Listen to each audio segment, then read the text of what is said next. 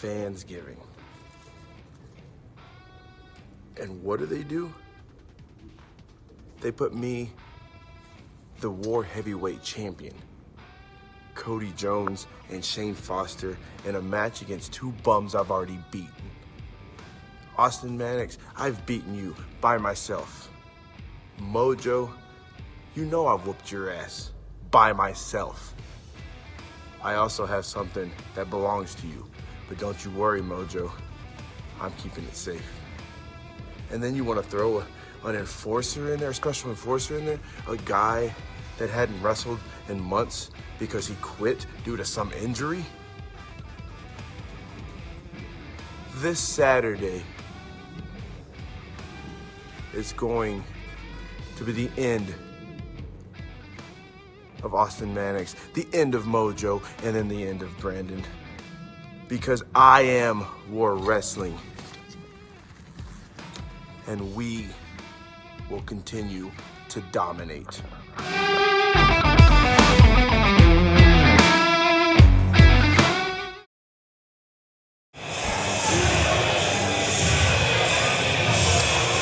Welcome to Fansgiving, Michael McCormick and Dusty Dillinger, and if you hear that music, you pretty much know what's coming. You know Cody Hawk's coming through the curtain.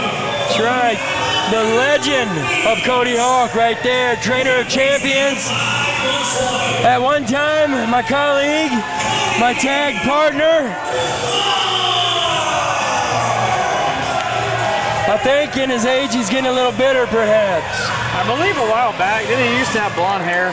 He did. Actually, both of us did. I heard he was a big fan of surfing. Yes.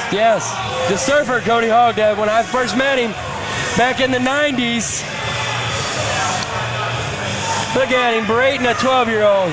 He's a big man. 12-year-old sit down before I knock your face off. It's a big man right there, I tell you. About 6'2", 220. Now get off my grass, kid. He's got a big match in front of him tonight, a four-way match to kick off this show, and it's not exactly like there are some small guys, not maybe as much of a veteran presence as Cody Hawk, but they can all go. You're right, exactly. And you know what? I hope none of those guys want to discount Cody Hawk and what he's done over the years and think that maybe he's missing a step, because I'm here to tell you he is not. He's still Cody effing Hawk.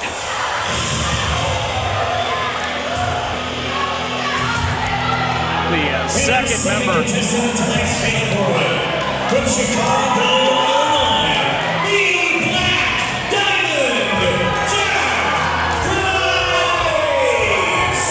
well, I tell you, I like this Jack Price. I like what he brings to the ring. I like his attitude. I like that he's not afraid to do what it takes to try to get a win. This kid's he's gonna be something. He's gonna go somewhere. And my God, I tell you what, all these people here are gonna be lucky they got to be a part of seeing it. 33 years old, and a lot of good things coming from him. He already kind of made a mistake, though. We wait for the other two guys. He turned his back on Cody Hawk. Yeah, that's kind of a mistake right there a little bit. Although you got to wonder, doing that and Cody not trying to take advantage of that right from the get-go. Maybe these guys have talked beforehand. You never know. You never know. And it is one of those odd things, strange bedfellows in these matches, at least early on, until you get to the point where you realize you want to win, you want to knock off guys like this guy. That's right. I did get a chance to see the promo that Cody Hawk cut, and for some reason, he was mentioning my name. I don't know what the hell that was all about, but I think I'd like to try to have a little sit down with him, make sure that he doesn't got any crazy thoughts in his head. You look at it, Project Monix and Pat Monix has been, well, it's exactly what his name says, a work in project, and he's become a long way. Some people might not like his attitude, but he's a guy who can get things done in the ring. Well, you can get them done in the ring, but like I've said before, if you got to call yourself a project, that's trouble, brother. Because when you're coming out here, you better be a finished product, not a project. Three guys in the ring, and they're still on Cody Hawk's, right on his tail.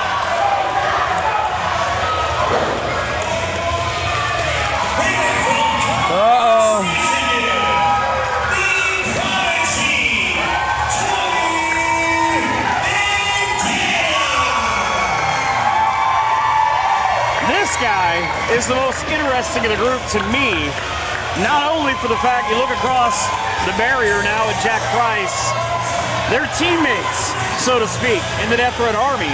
Yeah. But you wonder maybe if that'll come into play, but we saw Tommy Vendetta last month put on a heck of a show.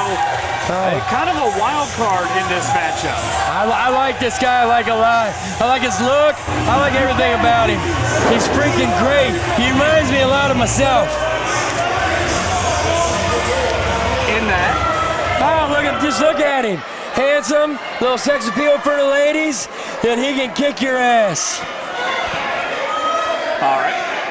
There you see again, Death Threat Army members squaring off, but Pat Monix, you almost feel like it's three guys who want to go out all under the age of 30. Oh, and a standoff early, but three guys outside of Cody Hawk that want to go out and get early. I would be willing to bet you they don't have nearly half the combined career matches that Cody Hawk has by himself. Not even close. And I mean that he's got a few tricks. I'll bet you give each of them 2,000 matches, it doesn't even come close to what Cody Hawk has had.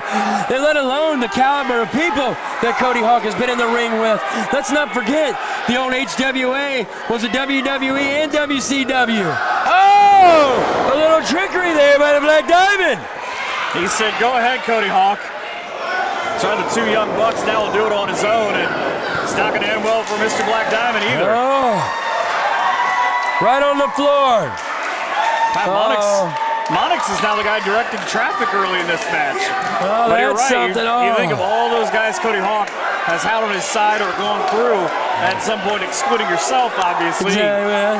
One of the biggest matches in company history. He's your teammate on Team Dusty in that cage match. That's right.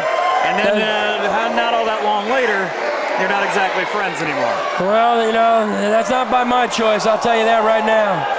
Big shot by Jack Price. Tommy Vendetta there feeling a little bit of paying the price, if you will. Monix with a big forearm strike right to Cody's face, and as they are the only two facing off in the ring, down goes Cody, the 22-year veteran. Isn't that something? 22 years. 22 years him and I go back, too. That's the craziest part, because we were both right there. Beautiful drop kick by Monix. Well, I wouldn't call it a drop kick. Cody was already sitting down. Right down to the corner. Well, let's not forget the action still on the outside. Jack Price, Tommy Vendetta going at it over there. Oh, look at that. Cody with that package pile driver right on his head goes Monix. That's right. Right there, he showed you a little of the craftiness right there. Monix thought he had him, but then Cody turned the tables on him. I know. Cody now just trying to choke out Jack Price. He's got the foot as we flip the action in the ring. Or rather, Pat Monix, Jack Price back in the ring. No, that's Tommy Vendetta there. I'm sorry, you're a little mistaken. Now Vendetta right into that springboard cutter. What, he rolled right through? Did he catch him? Did he catch him? I don't think he did. I don't think he did either. I don't think he knows he didn't catch him yet, though, either. Now Vendetta with a spin and that discus clothesline looking.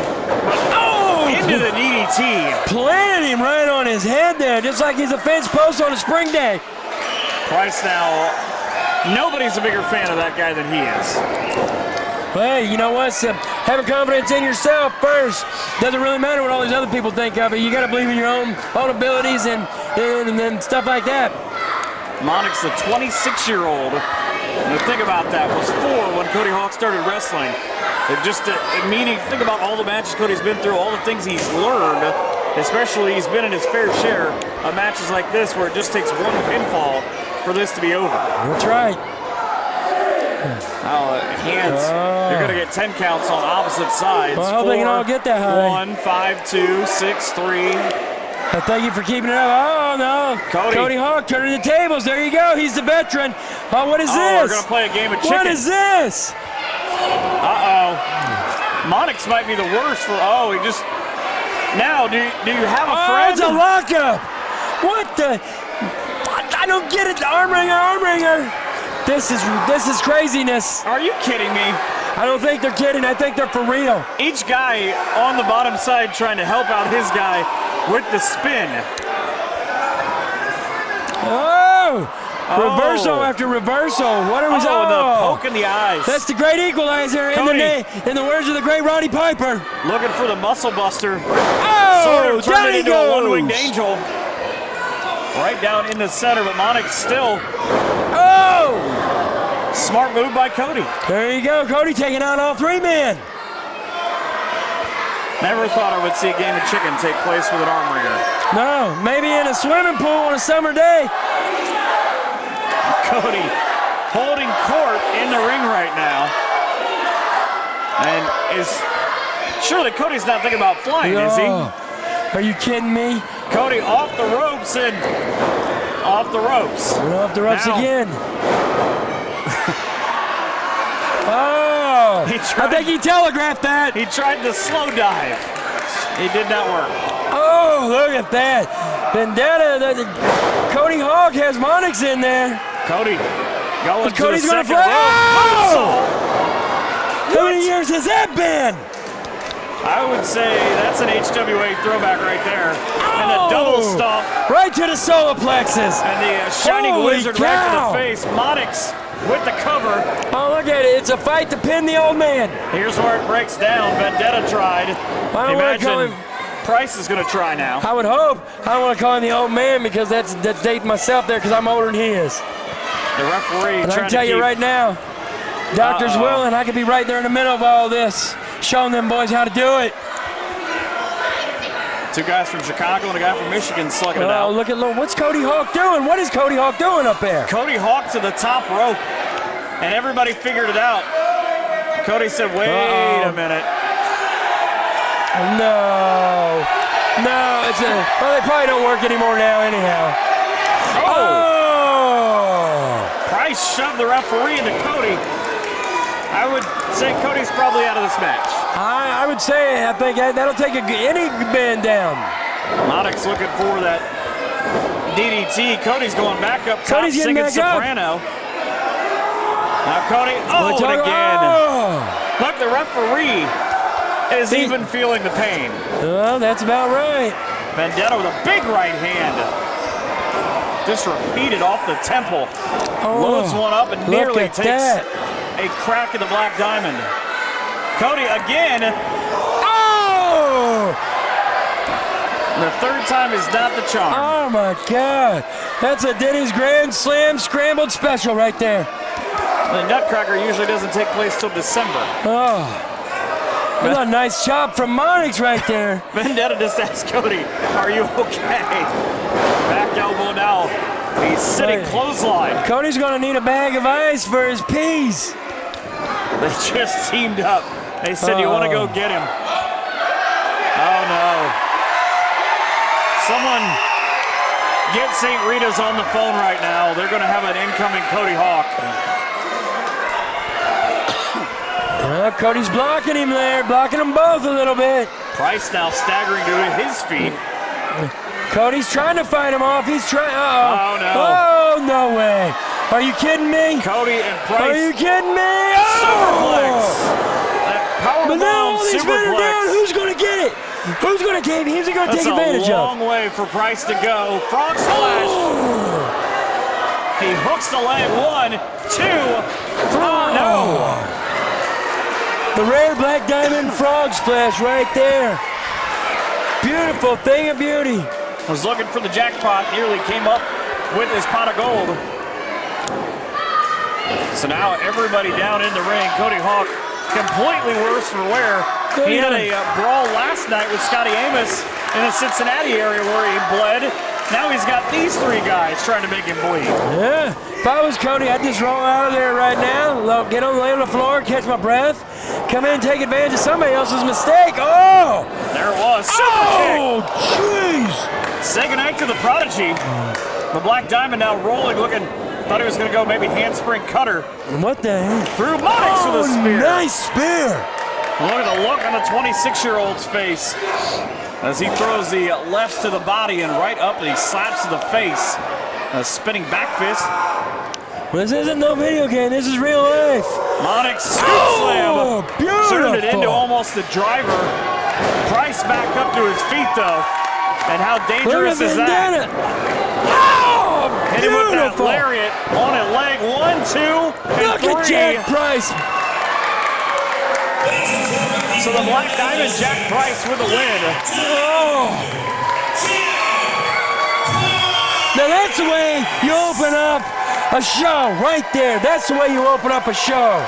Jimmy McDowell backstage right now with Jackson Stone. And last month, Jackson, you and Reyes actually had a bit of an altercation, and now it looks like you've got him coming up in a match here in just a little bit. Well, well, well. What do we have here? Damn right. Last time wasn't even technically a match. Last time, he tried to run game on Shogun. Trying to run game on Shogun, you get suplexed. So you want to try to jump me from behind? You want to try some dirty tactics? Well, how about Shogun give you a fist full of suplexes?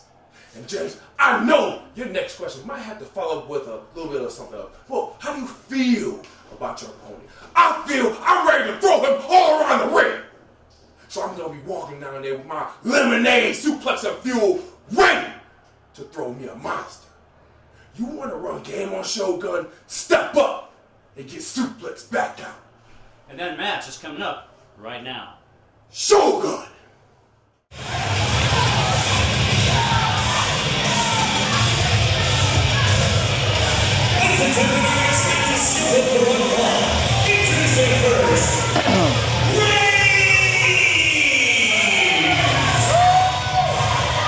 He of the no longer first name in Reyes. It was so angry about a couple of losses that he just ditched his first name. Wants to be taken more seriously here in War. And again, I tell you what, a guy comes out like that has missed a handful of weeks during the summer with an injury, but comes out with that kind of knowledge and the ability to at any point just rearrange your face. I'd take him seriously. Well, I gotta wonder, after having the injuries, after everything he's been through, I gotta wonder where his mind is. I know he's standing in front of us, looks intimidating and all that, but those kind of things take a toll on you. And again, this is a rematch of sorts from Blood, Sweat, and Fears, where he took on Jackson Stone. They both got counted out. They fought out of the building, and about 5 or 10 minutes later came back in. That's right. The Lima Police Department actually separated them at one point outside.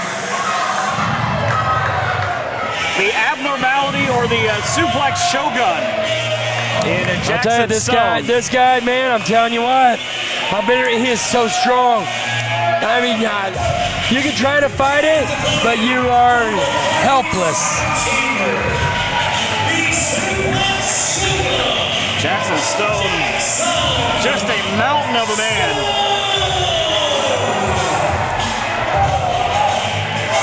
You heard from him just before this match about what he was going to do to Reyes. He said he was going to beat him up and drink some lemonade.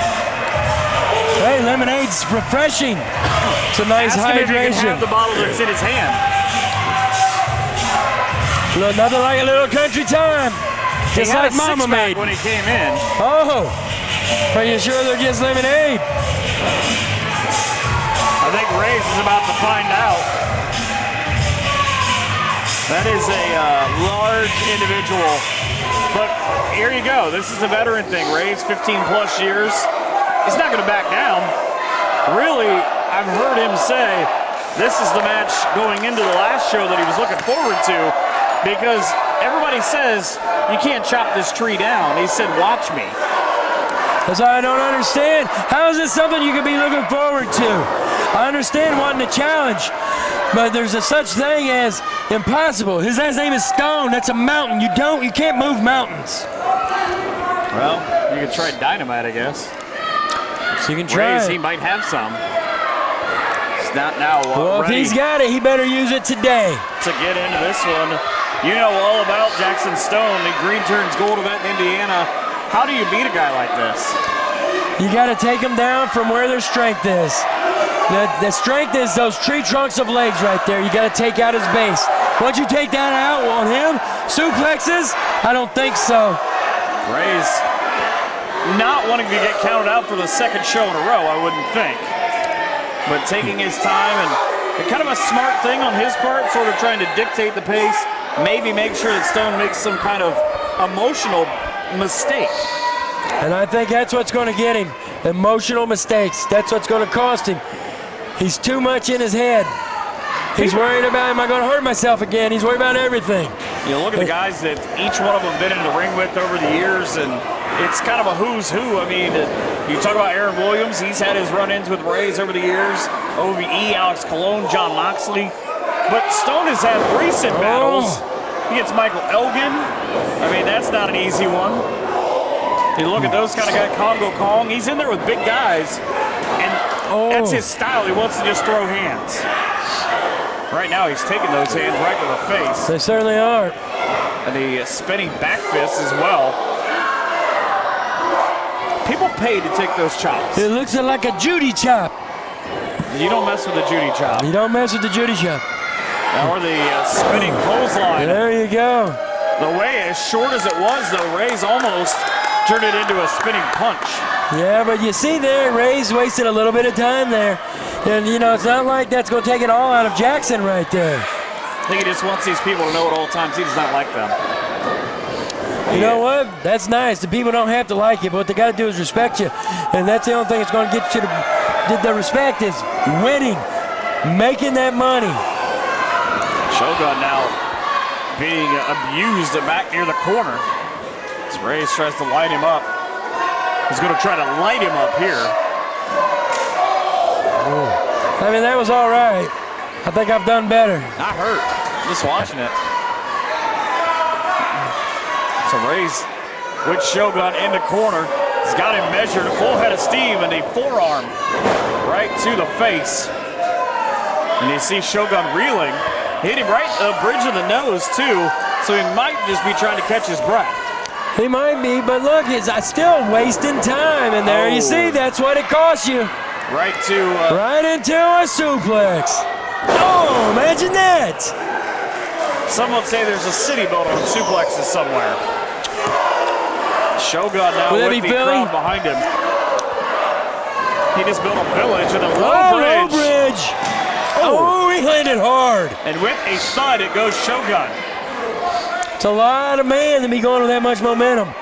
Reyes, 5'11", about 200 pounds, is slimmed down, but still packs a punch. And you really can't, a lot of these guys who kind of reform themselves in war with their bodies and how they work in the gym, you can't take away their mental acumen, though. They're so smart. Bigger guy, all right, make him waste time. That's right. Oh, big chops against each other. That's the kind of stuff I like to hear right there. Gets me excited.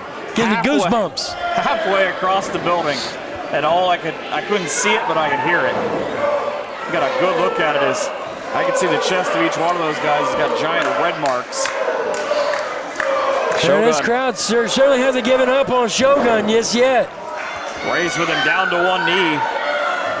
And again, those little things, those will end up costing you, man, I'm telling you. Referee told him no more closed fists. Why don't they just go ahead and legalize that? I mean, geez, everybody's doing it. Shogun now with that chop and assault combo. He's only got one mode, and it's destroy.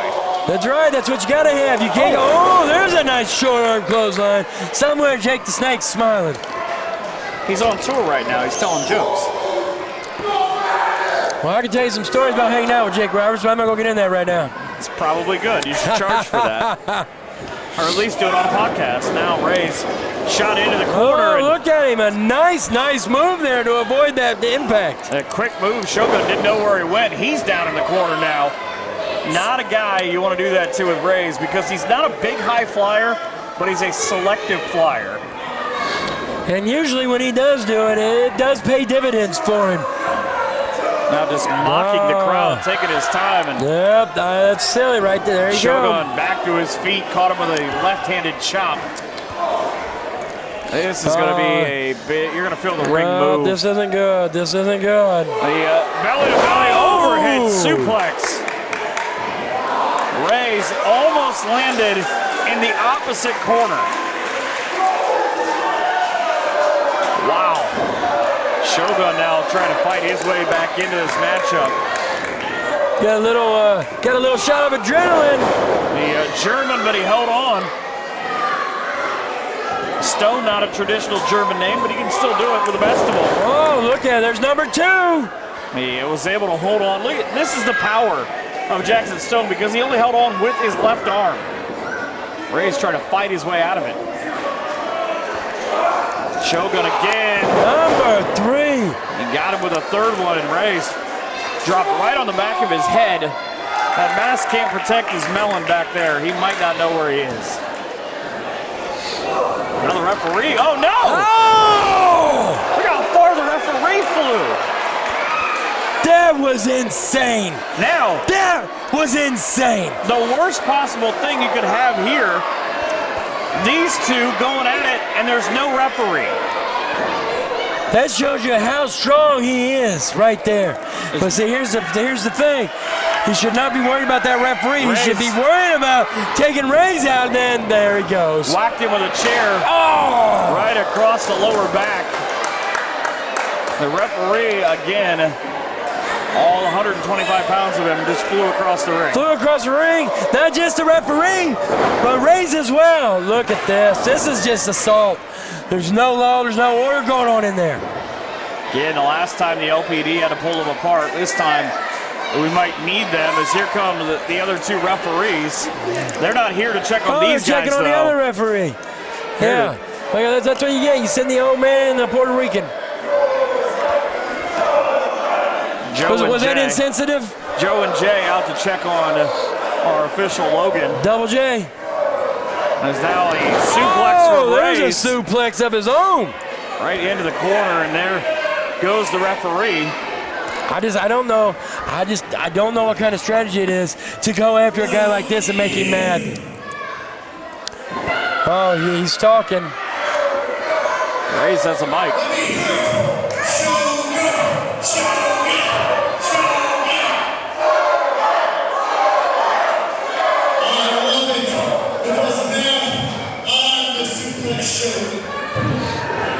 That's a bold statement. Yes, definitely it is. Is Ray, we've thrown this match out, I believe. They got to do something with it. This is no contest. It's a hell of a price to pay for no contest right there. I'll tell you what, these matches keep getting thrown out between these two. There's going to be hell to pay somewhere. Put them in a cage, put them last man standing, something where they are able to just kind of finish this one out because the fans have kind of been gypped twice now. You're right, they have.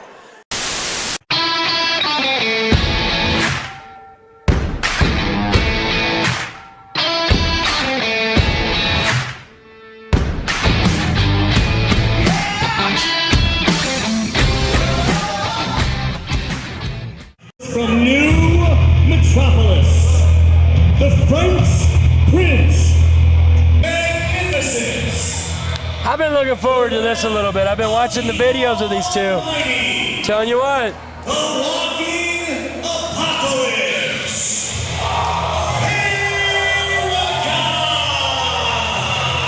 The Walking Apocalypse, I thought it'd be a little bigger.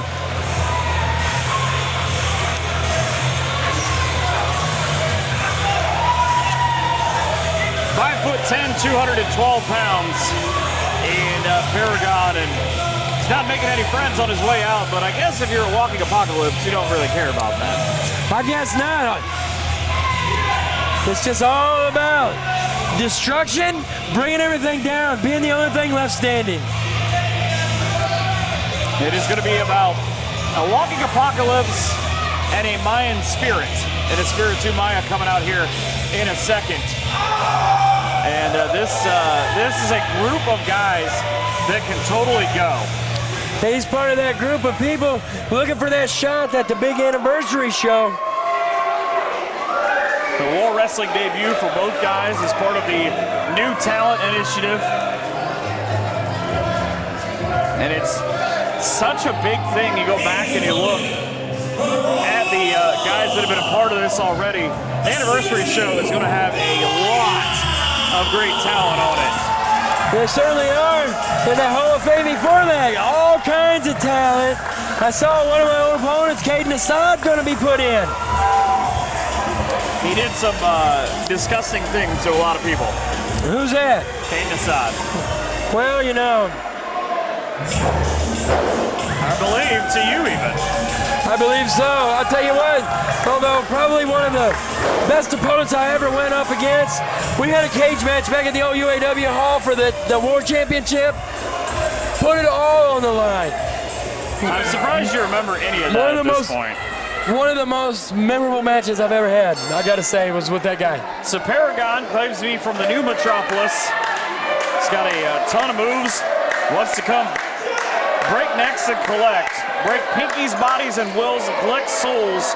Wins and championships. That's what he's all about. It's like Apollo Creed there. The other side, you've got a Spiritu Maya, which again means the Mayan spirit. 1.8 meters in height. I don't do conversion real well. Well, aren't the Mayans extinct? And 76 kilos. He is not.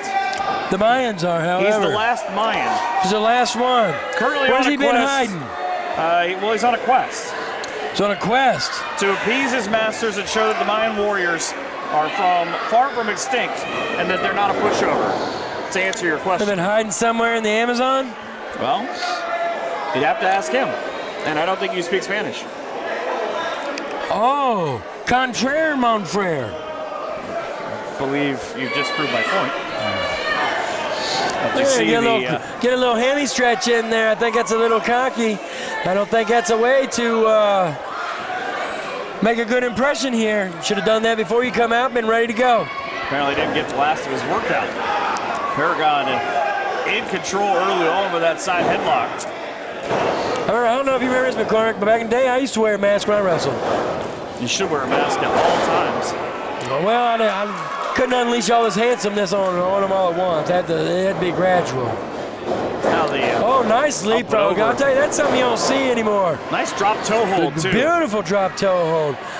And you just paintbrushed him. All that's going to do is make a man mad right there. He done messed up his dreads. However, kind of back to what we talked about in the last match before it was thrown out with Rays and Jackson Stone. Now the roll-up one. But you kind of get the guy's head, trying to make a mistake. And That's right. With the takedown into the corner. And you see, it looks like it's working because he's certainly getting an edge on him right here. Now thinking about going up top. The beautiful placement on the arm drag. Beautiful. I don't know if you know this, but I can do that. What video game are you playing? It was WWE 19K. Yeah. I would have said I was Rey Mysterio. Mercy. Yeah, that's not going to work out real well. No mercy on the old system. So now a smart move by Paragon because it just created the old system. Nintendo's old? The space, yes. Oh. Nintendo 64. Yeah. I got 64, yeah. 64 bits, state of the art. Oh. The hardest way to get a backdrop. Yeah, you're dang right. You get that's dropped right down there. and then have to roll in. There is nothing soft about the apron of that ring. Paragon, though, takes a lot of time berating the fans. Yeah, obviously, again, the purple, he talks about royalty. Purple a color for royalty, the gold as well. Oh, that was the colors that Akeem wore in Coming to America. The original one, not the new one. There's a new one? They're going to remake it. Oh, that'll be a mistake. Paragon says this one will hurt more. Oh. And the hands together down across the chest of a Spiritu Maya. I'll tell you, everybody thinks that's just a wasted move, but I'll tell you what, it drives the air right out of him. It makes it hard to breathe. There's no wasted move there. No, there you go. Look at that. He's unzipping. I don't know if we paid enough for this kind of show. Spiritu Maya now. What did he do? He twisted him in the eye. He twisted the mask or thumbed him in the eye. Did something there that was a little underhand. Oh, there you go. Now. So that's kind of smart right there, using your resources. What's interesting is that both these guys cite Eddie Guerrero as an influence, and you can see a little bit of that kind of the ability and the will to bend the rules a little bit. Well, you know, if you ain't cheating, you ain't trying. I tell you, I had a good opportunity. Oh, that hurts like hell. I had a good opportunity. I got to see Eddie work up close. Actually had an opportunity to talk with him over sometimes. Take some catering. Man, I'll tell you what, smart, very smart. And again, the walking apocalypse in Paragon also, he cites guys like Samoa Joe and Kurt Angle and Taz, great submission wrestlers. And you see that there, joint manipulation. Not only he tried to rip Espiritu Maya's fingers off, but he hung him across the rope and pulled on the elbow. Well, swing of the miss and down right in the center. Oh, there you go. No. There you go. I like this. I like this. The arm breaker. That'll rip that shoulder right out of socket right there. I tell you, that is a devastating move. Hurts like hell. Only a 2 count. You can see the frustration building. You pull on that labrium like that, man, I'll tell you, just to lift your arm up, causes you some excruciating pain. Now, again, there you go, joint manipulation. The hand bent the opposite way, and the kick to the back of the shoulder, right what we were talking about. You continue to hang him out. We've seen it 2 or 3 times where he tossed the Espiritu Maya over, caught his arm. This time, it's not going well for the ability to be able to throw maybe a punch or a chop later. That's right, not just that, but even to just try to pick somebody up for a basic body slam makes that really difficult as well. Maya now shot into the corner. Paragon eats the turnbuckle. Well, I guess we know what's for dinner. The running knee strike, Maya now right across the head of the corner, but he paid for it. It's kind of one of those adrenaline versus being smart things. Maya able to slow down as Paragon spinebuster. Some are AA and Sherman Tank are proud. That's right. Rolls him trying up, to deliver 1, his 2. own little apocalypse right there, but it wasn't quite enough. If that was AA or Sherman Tank, that'd have been the end of it. He's got that arm up and across the head. Calls that Armageddon. Armageddon. Trying to get him to tap out. It's a nice top wrist lock, what that is. And that certainly stretches out that labrium and it puts some tension on that elbow. But there you see him using his wits, throwing him right over the top of his head. Paragon was going for that Wrath of the Almighty, the pedigree that he uses to finish up matches. He's feeling pretty good. Until Maya just kicked him right in the face. Was right there. Probably feeling really good. Oh! Very nice. Very nice. And now Maya with the rolling drop kick. I'll tell you what, the force with which he came bouncing off that rope was impressive. A big uppercut on the way. Just the combo didn't catch all the foot, but got enough that his head's ringing. Rolls him back out. Heck? Super kick. They're just moving, and they're moving pretty quick here.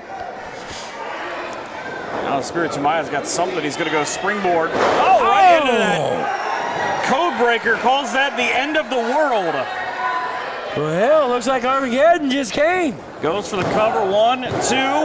Oh. And it was that extra second where he had to roll him over. That's right. Gave him a little minute right there. I'll tell you what. I think either one of these guys could be a good addition to a permanent spot on the War roster. I think I'd like to see a little more out of the Mayan. And the very quick nice. Throw. Got him with a 1, 2. Not quite enough. The Uranagi that he calls the paralyzer. Well, it didn't paralyze him long enough. Only a 2 count, says our official, new official, and Joe Kopas. I think Armageddon was a little premature. Oh, and the running knee. The knee apocalypse. Oh, That's he what he was trying. missed it. See if he goes again. The roll over, flipped him right back out, and almost a drop kick to the back of the head. The one-footed drop kick. 1, 2, 3. A nice straight kick right to the dome. Armageddon aborted. So Espiritu Maya with the win. I'd like to hear Big Tom say that name. I don't think he'd do real well. It'd be like him trying to say Paloma Star. Pull him away? Exactly. That's exactly how that would go. He's still favoring that arm, so you got to wonder, was there any damage done to that shoulder? And is that going to have any impact moving forward? Because he did win the right to be able to get in that big old tournament match thing going on there. So the last Mayan and Espiritu Maya with the win. An impressive win as he waves bye-bye to the Walking Apocalypse in Paragon.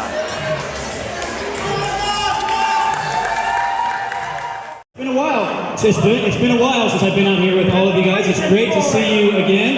And in life, whether it's a friendship or a business partnership, Did you say a French tip? I think something about French tips. Different? I think he wants a manicure. Mani-pedi? Manicure. through that situation right now. So to talk about it, please welcome my guests at this time, Gino DiCapo and Ripper Blackheart. That's the dumbest thing ever.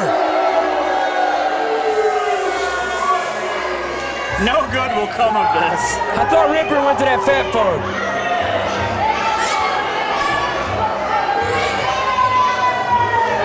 Looking for a date. You know how he is about that pork.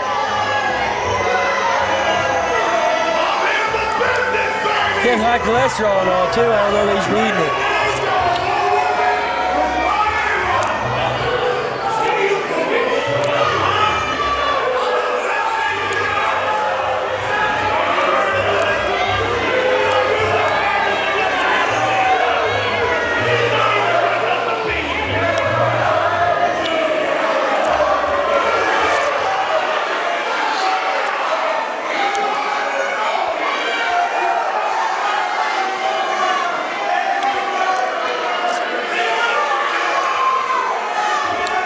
You know, Gino DiCampo has certainly gotten, I'll say, a big head lately. Which is funny considering who he's standing next to. It's a true story. James McDowell has been known.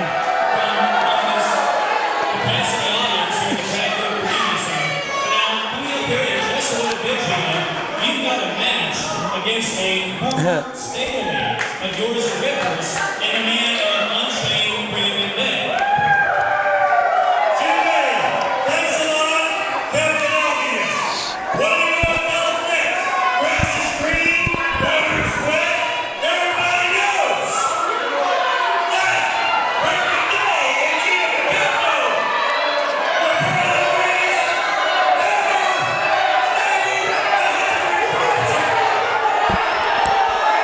I might have to take some exception to that.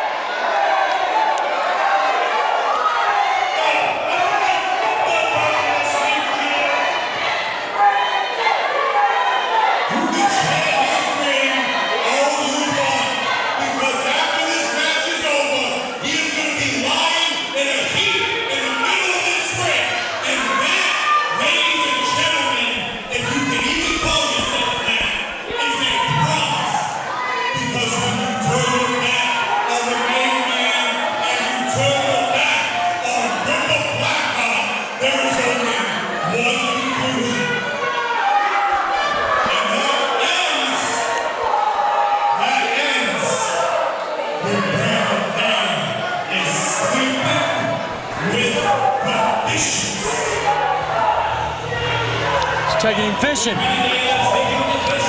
Wonder what kind of boat he has. He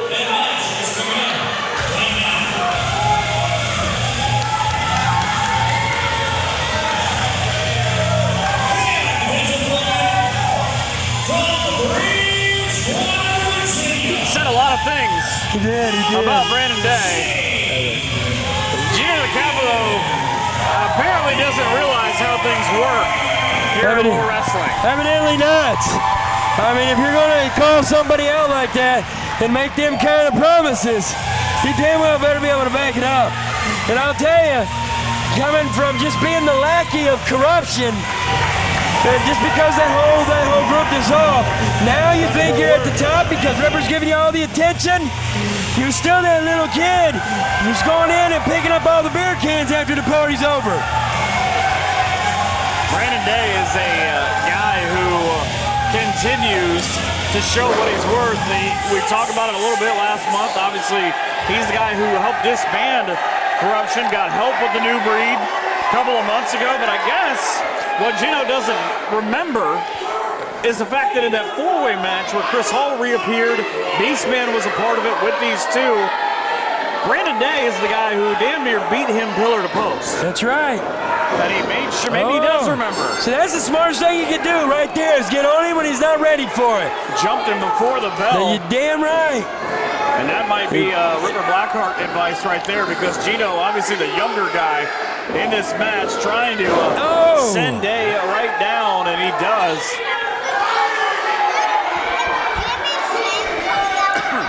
He's wasting a lot of time. And that's a mistake right there. He hit him with a finish right out of the gate. 1, 2. And a surprised that it's only a 2 count. Well, he shouldn't be surprised. It's Brandon Day. That guy's got like 35 years experience. I've been with Brandon for a long time. We were part of corruption together. We were friends before that, traveled up and down the roads together. Been going at it for a long time. It seemed like longer. Trained in 2000. It seemed like a whole lot longer. There was that one trip from Seattle into Peoria. Gino's got quite a long resume, none of which I'm apparently allowed to talk about. He says his lawyer won't let me. We tried to last time around. I got a C&D letter from him. The C&D? Cease and desist. Oh. Means something different where you're from, I realize. I guess it does. I guess it does. But now with Day in the corner. He's doing the smart thing. He needs to stay on top of him the whole time. You know, don't worry about what the people think or whatever. Just keep on him if you want to beat him, because if you give a guy like Brandon Day half a chance, your ass is grass. Shot into the corner across the way. The ring actually moved now as Gino, once brought up on racketeering charges, uses that anger of how he thinks things didn't go right, kind of to fuel him in these big matches. Well, I think it was 10 days in jail that changed him. It was a white-collar prison, from what I heard. Be some anger issues right there. And he's got Ripper Blackheart with him because there you go, he's Brandon. the only guy that he hasn't turned his back on yet. Straight rights from Brandon Day. Yeah, the forearm and the fist. Ripper Blackheart isn't the most trustworthy guy in the world, and that was a whip with some authority right there in that turnbuckle. Ripper Blackheart is that long thorn that you just can't get out of your side. Running senton, the beauty for Gino. That's all 7,000 pounds coming down right on your midsection. Rolls with the cover. 1, 2. I mean, you know what kind of weight pasta will put on you? Depends. Does the Olive Garden still got that deal where you pay to get 2 or 3 for free? They sure do. Eat one, take one. I gotta go. We'll be doing the rest of this show. Bring me back the shrimp fettuccine. The rest of this show will not be audio. But maybe. We'll just dub it in. We'll have James sit in. It'll be just fine. Gino now in control. He's been for a good portion. He has firm control, and that, like I said, that's a great strategy with somebody like Brandon Day. Especially when you consider the fact, again, Day trained in 2000. Gino is only about a year and a couple of months in at this point out of the Spinebuster Academy with Sherman Tank, but that's a guy who's taught him a couple things. 1, 2. Yeah, only a 2 count. But I got to tell you, and as much as it pains me, he didn't do bad. Teaming up with somebody like Ripper Blackheart, who's been around, and also was the manager of Sherman Tank, who ran the Spinebuster University. Wow. Day trying to fight his way back to his feet. He's had really one offensive move in this matchup. And it wasn't much. And I think that was just not so much offense, but just trying to be a little defensive. Oh! Up and over goes there Day. You go. That looking for that ripcord clothesline, swinging a miss. Missed him. That big left hand, and up and out goes Day. All the way over the table. I heard him hit the guardrail. I tell you, hitting the ground like that, as high as he was, you could blow a knee out like that. And again, he just missed the timekeeper table where Slick Rick's at. Try now. Here's where you got to watch out, because here it comes. Never seen Ripper move that fast. Just choking him out. Maybe he found out about Olive Garden. Yeah, he might have. His back. They just choked him out with that cane. I don't even know why he carries that cane. He walks just fine. I mean, it's a lot of weight to carry around, but. Day. Somehow. Is he going to make it? You can see the look on his face. Jay Cortez admonishing that the damage is already done. He got clobbered, and not just that, on his way down, hit the side of the ring with his back and fell to the floor. And the shirt that River Blackheart's got on is probably about as apt as you can be.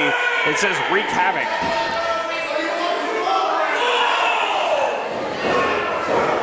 Gino with another big fist and an impressive showing. You might not like the way that he's doing it, but it's an impressive showing here tonight, especially against a guy like Brandon Day that he's been at odds with. Well, I can't say I don't like it. It's smart. It's exactly what he should be doing if he wants to actually beat somebody like Brandon Day.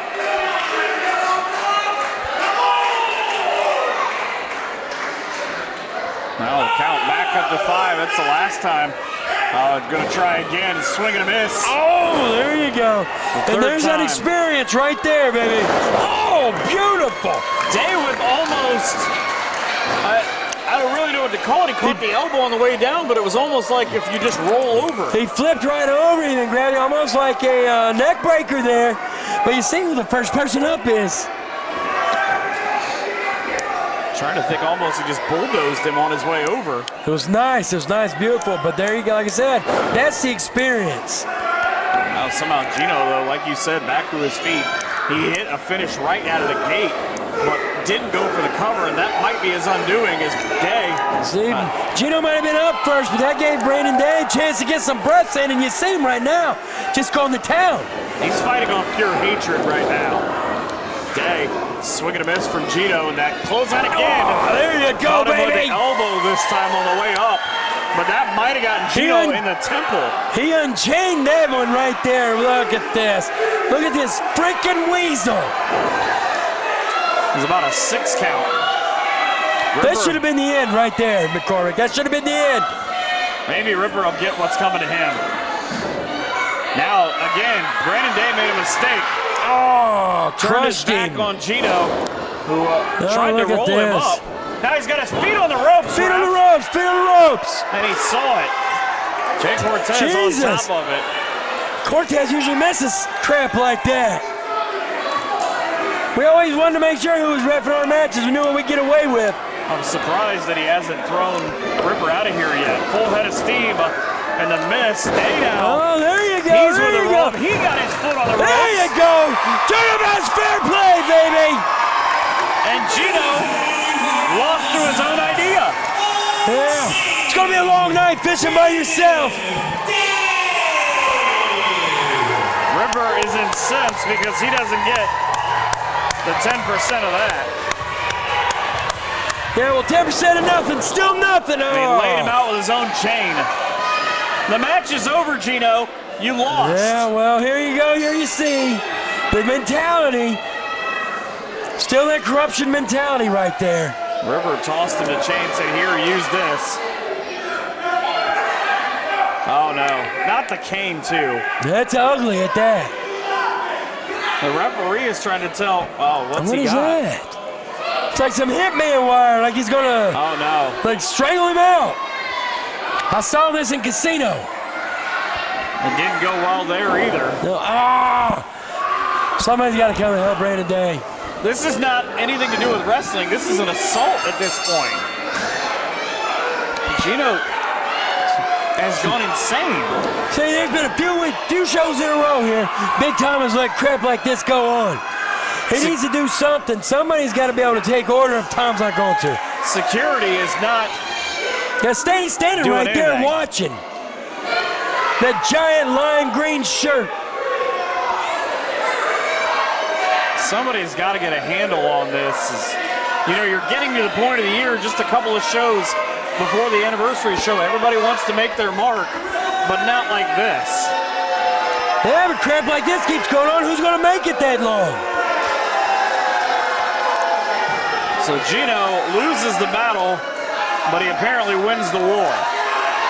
You guys are terrible. Terrible. That's all there is to it.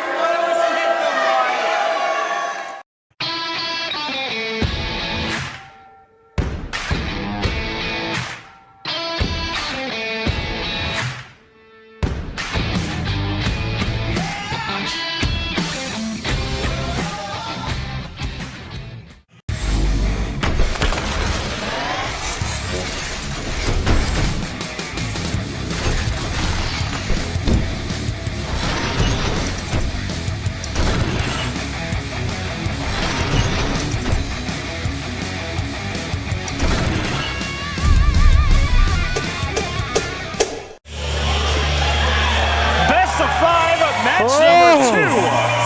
Yeah, this is one of them I've been waiting for.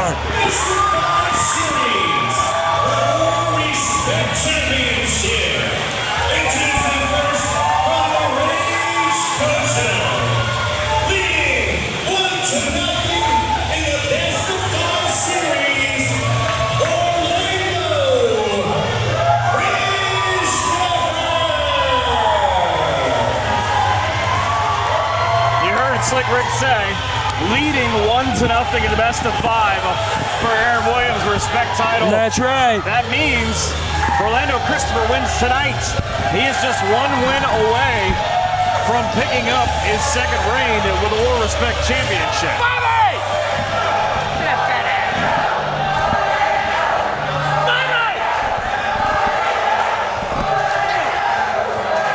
And the crowd loves Orlando Christopher.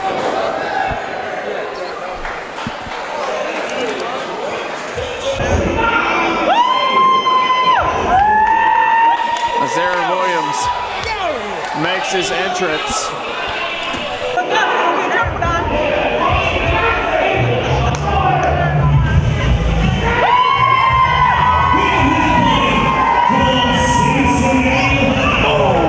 And the World Respect champion, Aaron Williams, making his way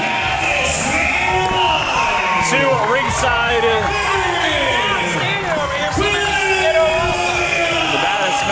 Aaron Williams is down 1-0, like we said, but as quick as these two guys are, as well as they know each other, I can't get across the thought in my brain of how this could shift one way or the other. Either we go tied into match 3, or again, Aaron Williams is down 0-2, looking, and he's got to be looking straight fastballs at that point. You're right. He cannot lose 3 out of 5. You're right. You're exactly right. But here's my thing. Let's just say he does lose here tonight. What is his mindset going to be? Because you saw how he reacted after he lost that number 1 match. See how these two go. And we asked the question early in match 1, Dusty, about, yeah, you have respect. It's in the title you're fighting for. But at what point does your nicety go out the window? And it took about 3 or 4 minutes. Each guy kind of got their chance. They got a couple of shots in, and then it went out the window, and it became more of the brawl you would think with what's at stake. That's right. And here's, again, my question. What is Aaron Williams' state of mind after losing that match, that first match? Here you see he did shake a hand, but does he mean it? I think that's the age-old, you mean everything till you get kicked in the face the first time. That's right. So Williams and Christopher squaring off here.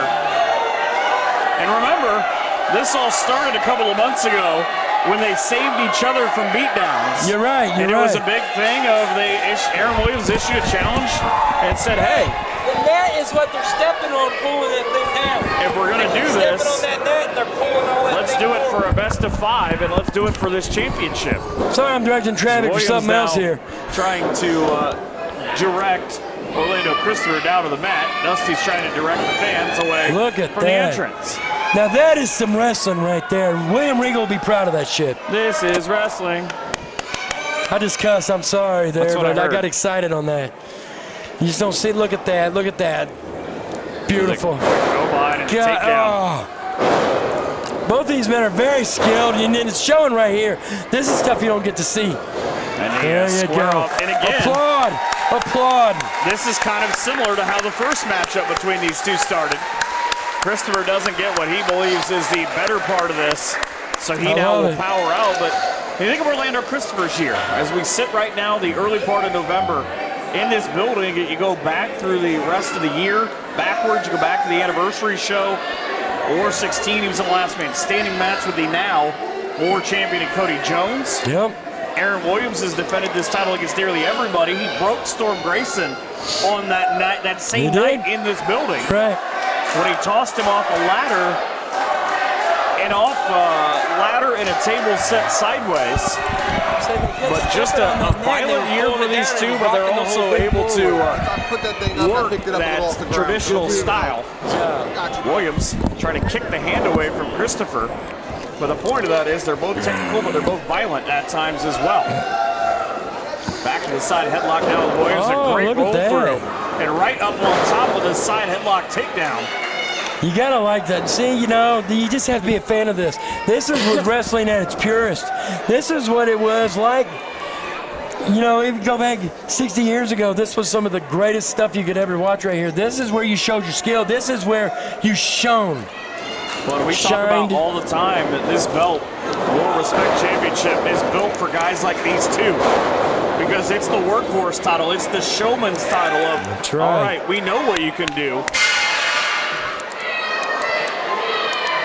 Somebody in catering just broke something. They just broke something, all right, that's for sure. And now it's Williams who powers to the outside to take himself a second. And you continually go back to what you said. What is Williams' mindset right now?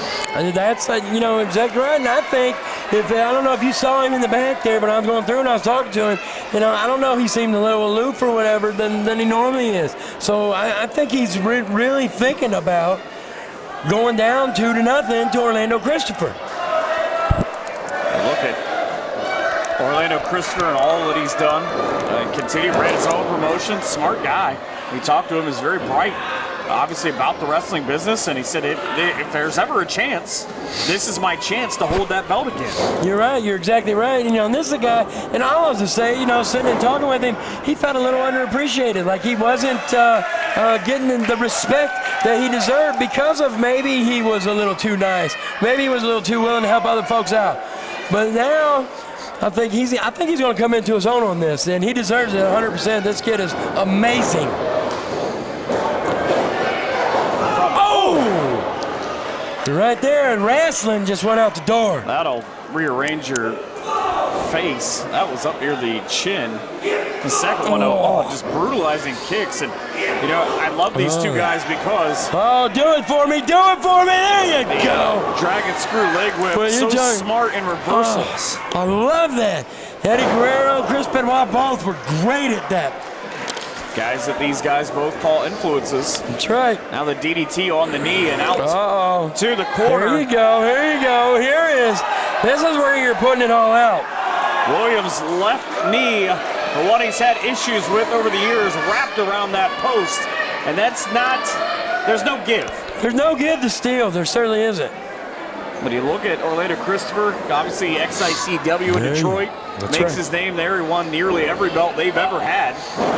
King of the Six in Toronto, trying to pick this belt up. There's only one belt. That's the big one here that he's not held. That's right. You know what? I got to say, I have no doubts that he continues on this trajectory.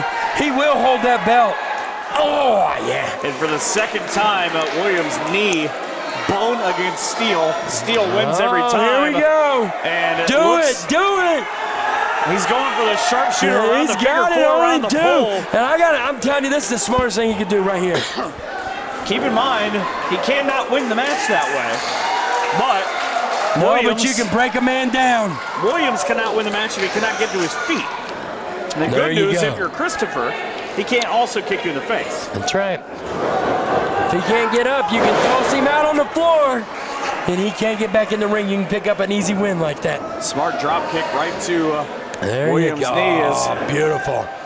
The figure four, he had more of a cloverleaf look at one point, but look at the pressure on the knee. And keep in mind, Williams, if his shoulders are down, he can be pinned here too. That's right. It's a little more of an Indian deathlock here with the legs reversed than they would be in a figure four. But the pressure is now all being put on that left knee as he tries to hyperextend, where he tries to stretch out the ligaments that hold your femur to your tibia. Basically just trying to put his foot through Aaron Williams' knee. That's right. He's trying to rip it apart. Williams. He can't kick, but he can chop with the best of them. Now up to one leg and a swing and a miss. Beautiful takedown by Williams into the reverse STO. 1, 2. Christopher able to power out. Now you question the other way around. With that kind of leverage, would Williams be able to push out of it? He kicked right to the back of the leg. That's the way we were killing the legs tonight. And but you see right there, man, he can't hardly even stand on that thing. Another big kick. by Williams. I said he wouldn't be able to throw those kicks. I was wrong. Oh. Not trying to rip the leg off and out of the socket. Right to the face. Oh, Jesus. Just a violent streak for Aaron Williams. And he's another guy. You look at the Dayton area Rockstar Pro IWA. He's got that kind of pedigree where he's worked everywhere and he's worked everyone, taking a little bit from column A through Z, and he shows it at different times. Straight right hand. Jeez. But it's amazing to think of the guys that these two have worked over the years and each other, but you've got to be able to learn. You have those hardcore matches, for instance, and you see that it's developed that mean streak for Aaron Williams. But sometimes a mean streak's what you need to be successful. Nice guys finish last. Look at George Animal Steel. And we talked about it earlier on. Think of all the matches he's had against Cody Hawk. That's had right. to have learned a thing or two. Now just trying to slow things down a little bit, and that move from behind right into the top of the head against the jaw. And again, it hurts your opponent, but that's an impactful move for your own. Oh. So there you figure a couple shots to the head, and he went running in and caught that right to the face. Jump kick right to the face. 1, 2, and a half, says Jay Cortez. Good. Cortez even trying to figure out. You know, it's funny. I'm kind of sad in a way that the possibility is this match, or these series of matches, is only 5. I'd pay extra money to watch them fight every night. You know, I myself, Look at that. I don't care whether the Respect Championship or the War Championship. In my mind, this is a main event. This Nice. should be a main event everywhere. Submission by Williams. There are 3 things going on here. Not only the leg contorting the body, but watch the arm bent back, and Williams pulled the fingers back as well. And that's right, not just that. Let's not discount what it's doing to his neck. You start pushing his head off that way, you start cutting off a blood supply. Your brain only go about 10 seconds without blood, and you're out. I'll take your word for it. I can show you. Beautiful for body Williams. slam, beautiful. Now he's thinking about going up top. If there was an instruction manual for how to do a body slam and had pictures, it would be that exactly. It was beautiful. A little snap on it, too. Speaking of snap, Williams teetering on the top rope. Christopher goes up with him. There's no telling what he's thinking of. Oh, my gosh. Look at this kid. Look at All this the way kid. to the top. He's giving it everything here. Superplex. Williams back first in the middle of the ring, goes thud. I don't know if the camera got a good shot of it, but man, the look on his face, he put everything he had into that. Does he got anything left? You could ask that question for either one of them at this point. Oh, Both starting to stir at the count of a 4. these are the kind of matches that made me want to be in professional wrestling, made me want to be out there, giving it my all, trying to do it, and prove to everybody that I am the best. I always love the series between these two is the snap German suplex. Oh, Williams right back up and took a Mike Tyson-like right hand. But that the was smart. series is kind of the old Bret Hart, Shawn Michaels thing. We talked about it. They're going to match move for move. 1, 2. And when you're talking about Shawn Michaels and Bret Michaels and Bret Hart, oh, beautiful, oh, kryptonite crunch there. 1, 2. Gosh, just not quite enough. Man, those matches between those two, you truly had the best there is, the best there was, and the best there ever will be in those two in the ring. And I honestly can tell you right now, beyond a shadow of a doubt, it's sitting in front of you right now. I think you can make no argument. As he roll up for Williams, looking for the cover, still. The referee took a little long getting in position. Christopher now back in control as he Went right back to manipulating that got knee. kicked right back in the face. And Williams, running knee right to the face, to the temple. You Was saw what the it point did. of the bone. Flipped him right around. Christopher might not know where he's at right now. Yeah, but Aaron Williams, that knee is giving him fits. Oh, beautiful European. Oh, my gosh. Now Christopher off to the second rope, thinking high risk. And Williams, Oh, my God. He hit head first on the back of the apron and then fell out to the floor. You got to wonder if he's even going to be able to answer a 10 count. You'd be wondering if he's going to be able to answer anything right now. Oh, my. I'm telling you, every time I see these two people's names on the same card working each other, you got to in your mind know that that is going to be the match of the show, bar none. And you think about it again as the count up to 6, put it in perspective at 7, that the first match, you had to pull something out that the other guy had not seen his account at 9, and Christopher barely. at And you 9 see, and a half. Aaron Williams is like, how the hell did he get back up? But you're trying to pull something out the other guy hasn't seen now, you've got to do it again. There's not much they haven't seen of each other, but I'm telling you, they're doing it right now. Williams, big clothesline. Turning him inside out. Looking for that pile driver. Nope, powerbomb. Rolls him up and just kind of falls on top. Not enough weight forward to hold them shoulders down. Not enough weight. You wonder if he wasn't able to stand long enough on his knee to really drive that snap on that powerbomb home. Yeah, that's a very good point, McCormick. I think you're learning something here.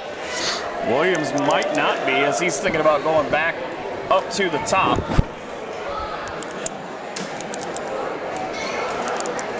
See what he's thinking of as he comes I know he's thinking of, I hope my damn knee holds up. You see, he didn't even hardly use it to get up there. Williams, Christopher's lying there. Oh, my. Christopher saying, no, please don't do this. And he missed. Oh. Tried that roll through on the knee. Oh. 1 foot drop kick into the corner. Hook of the inside leg. Fisherman, beautiful, Turned him inside out. 1, 2, that's it. No. The Fisherman Buster powerbomb, beautiful. We'll call it a driver, not more than a powerbomb. Fisherman, that's beautiful. Williams, the master of the driver, because he's got multiple variations. That was beautiful. And then Christopher kicked out of it is what surprises me. I think that he just kind of spasmed out of it at this point. Jesus. Look, Cortez's hair is a mess just from refereeing this match. It has seen better days. Almost Christopher daring Williams to come after him. Rolls him through into the corner. Williams ran right in. Was that a tooth? Was that a tooth? I think he used a spit as he rolled through. Beautiful. Right into the crab. STF. Williams, imagine if he has to tap in. He did. He tapped out. He's down 2-0.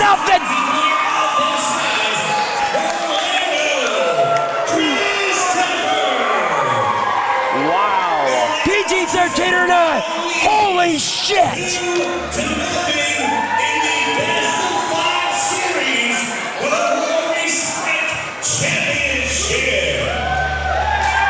So in December, when Aaron Williams and Orlando Christopher enter the Bradfield Community Center here in Lima, Aaron Williams is walking in down 0-2, looking for a home run to keep him in, and more importantly for him, keep himself as the War Respect champ. But I'll tell you what, I'm there to say if Aaron Williams loses the next match, I'm willing to bet you're not going to see him for a minute.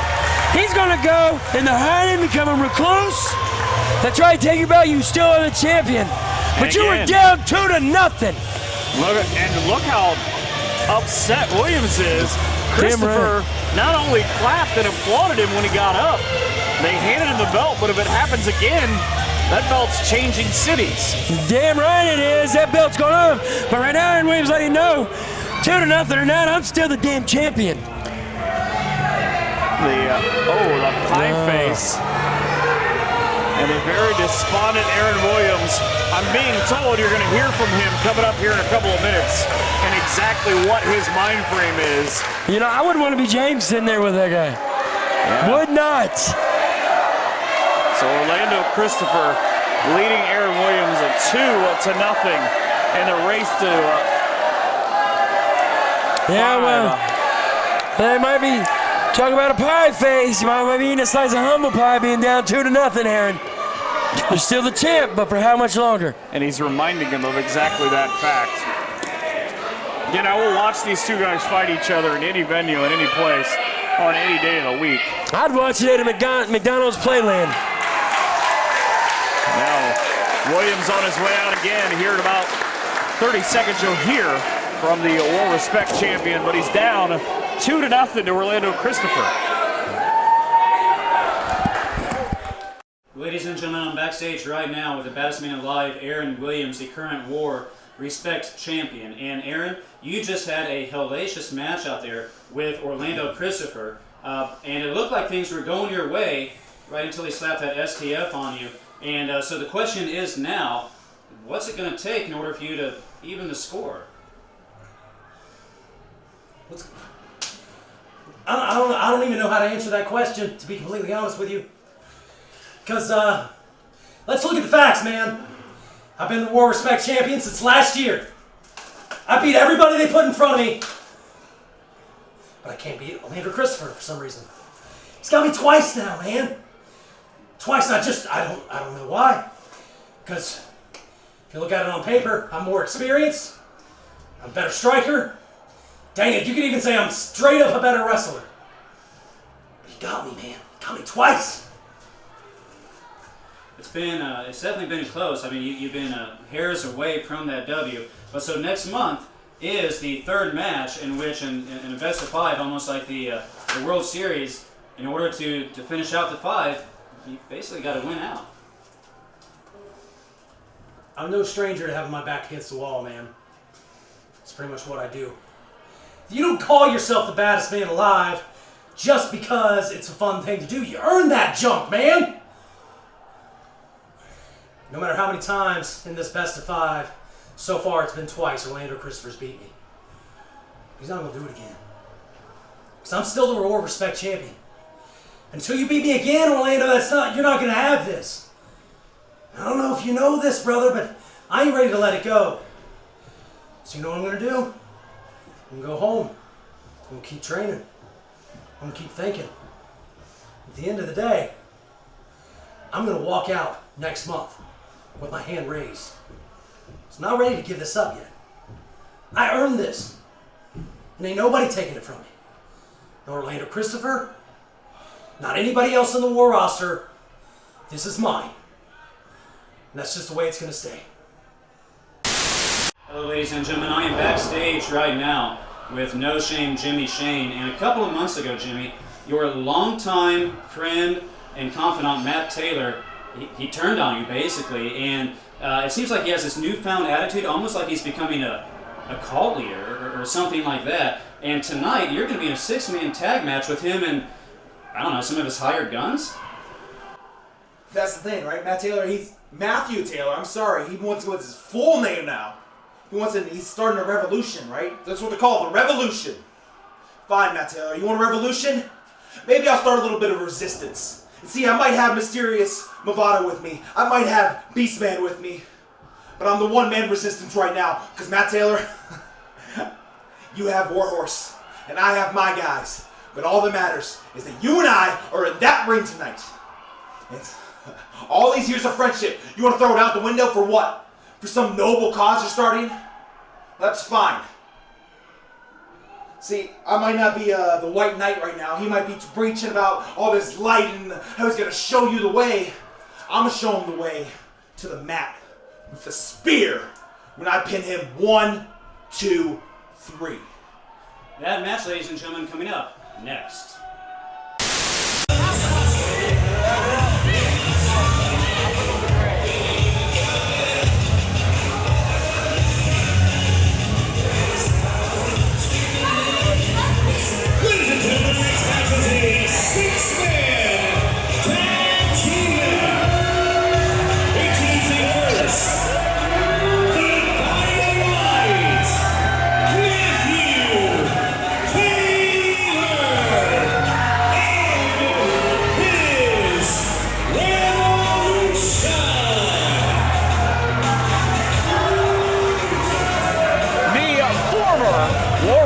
Champion, the current Ohio Championship Wrestling champion, former Heritage champion.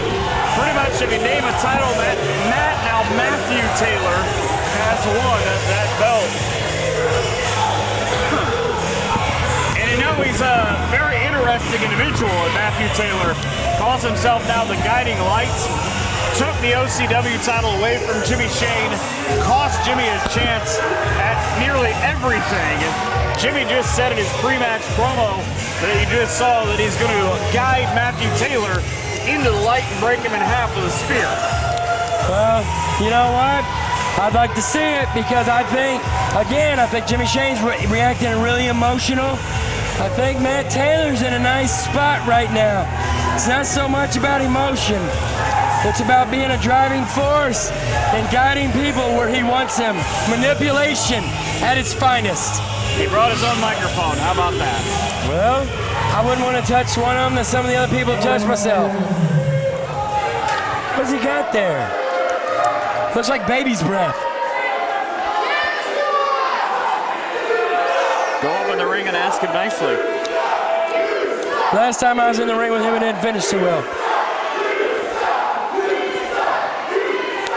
Jimmy, my best friend.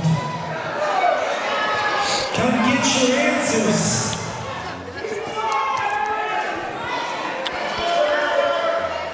He continues to just sort of taunt Jimmy Shane. And again, it's easy to do when you have the Revolution at 600 combined pounds behind you.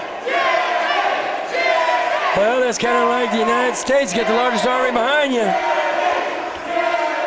Matthew Taylor says he forgives Jimmy Shane. Jimmy said, I don't want your forgiveness. I want your blood. So he gets Jimmy Shane, and this announced as a six-man tag. This might be the best thing, though, to happen to Jimmy, but there is also the theory that he might be walking into a trap. Hello. There you see No Shame Jimmy Shane, not in a dancing, not in a party mood, and again, there's the trap. What's that? Crosshairs Kelly attacking him, coming through the crowd. These guys attacked him at the last show, and they don't even work here. Now, Crosshairs Kelly again. Matthew Taylor in the middle of the ring like a leader of some weird cult. Look at this. Jimmy Shane's coming out like a little ball of fire. He invited Jimmy out to seek his answers, and the only answer was the running crossbody. You see Pat the Bruiser laying the boots to Jimmy Shane, and again, keep in mind, this is not just exclusive here. Beastman and Wolverine! Movado and Beastman out to help out Jimmy Shane. Movado and Beastman now out there brawling on the outside of the Revolution. But this isn't just here. This spans into OCW. This goes everywhere. Jimmy Shane's been followed or following, depending on who you hear the story from, by Matt Taylor. I tell you, it's interesting because remember last time Movado was in there with Matthew Taylor, and out came the war horses or whatever you want to call these freaks of nature. Big. Big, yeah. I'll call them big. I'm sorry, I just coughed right in there, but god dang. And it is not working out real well for the Friends of Shane. No, not at all, not at all. You're going to see Wolverine Movado there. See his little ears perked down. He takes much beating like that. Movado, the other half of Dance Dance Revolution with Jimmy Shane, but look at the huge hands of Beastman. He's got the entire 12-pound cranium of that man right in his hands. Crosshairs Kelly's a big individual. Now, he takes many punches like that from Beastman. He's going to be cross-eyed, Taylor. Beastman beating Crosshairs Kelly like he stole that bone he brings to the ring with him. Oh, Kelly, that's right, Kelly. I get confused. I'm old. Now, Pat the Bruiser they on are the other slugging side. each other. Holy cow. This is supposed to be a six-man tag match. Hey, wait a minute. That's a chick referee. Isn't that Jexie Black? It's a new referee because one got knocked out earlier. Oh, that's right. And they brought a girl in. I don't know if that's a smart decision with all these big guys out there. Bring in a little estrogen. Movado just ate the point of the elbow there. And the fist and the right arm and the shoulder. You got all of it, but now the other question is, where did Matthew Taylor go? And it seems like guiding light has went dark. Jimmy Shane nowhere to be found either. He might be getting nachos. I heard they was running a special. Half off now, as that's probably Jimmy Shane. That puddle that Crosshairs Kelly just stomped in. It is a rainy day, but it's not what he wanted to do. Look at Beastman with a head of steam. Oh! Got a clothesline and a rope-a-dope.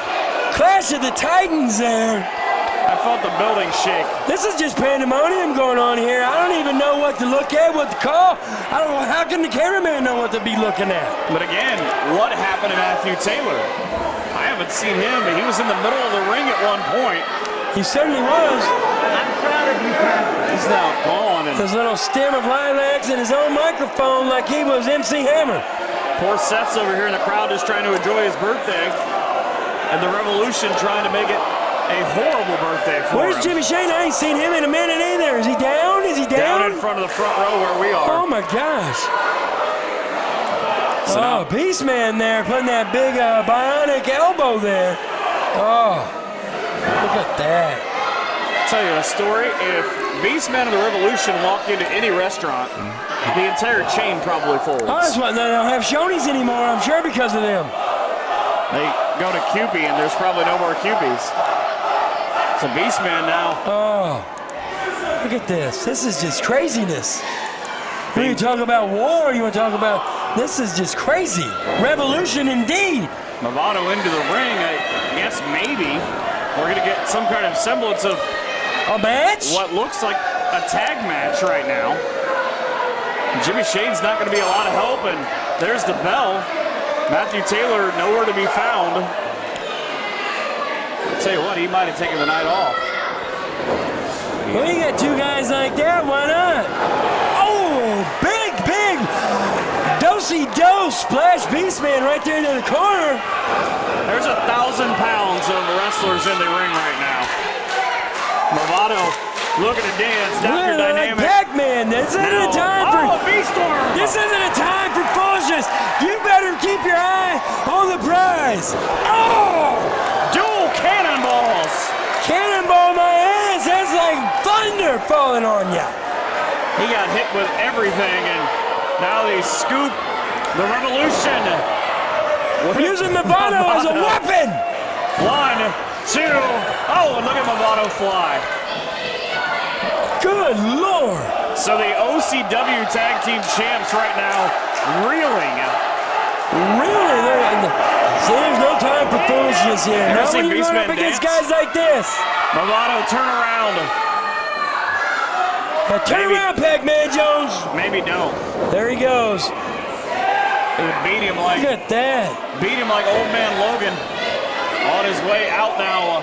Crosshairs Kelly is the director of the Onslaught. They'll go with a huge headbutt. Now goes Movado. And apparently, maybe now we'll get some kind of tag team match. Trying to rip Movado's mask off. I'm trying to rip it off. We don't want to see how ugly that man is. Movado's got a family to protect with that face. Big right hands from Movado. That was a huge hand from Movado. Oh, but to no avail. Cut down in the prime. Big clothesline.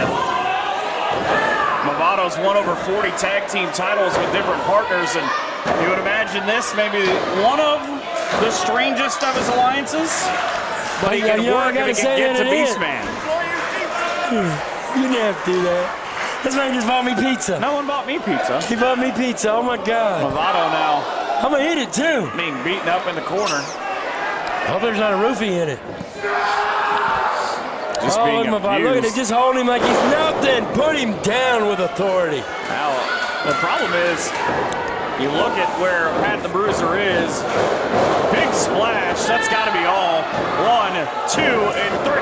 Oh. Somehow. How did Movado get out of that? That's what I was wondering. I think because Pat didn't hook the leg. Squeaked out. But you look at Movado off that last slam, he nearly kind of bounced his way into the corner. Movado fights back with rights and lefts. He's fighting. Oh, that never ends well, ever. Huge back elbow.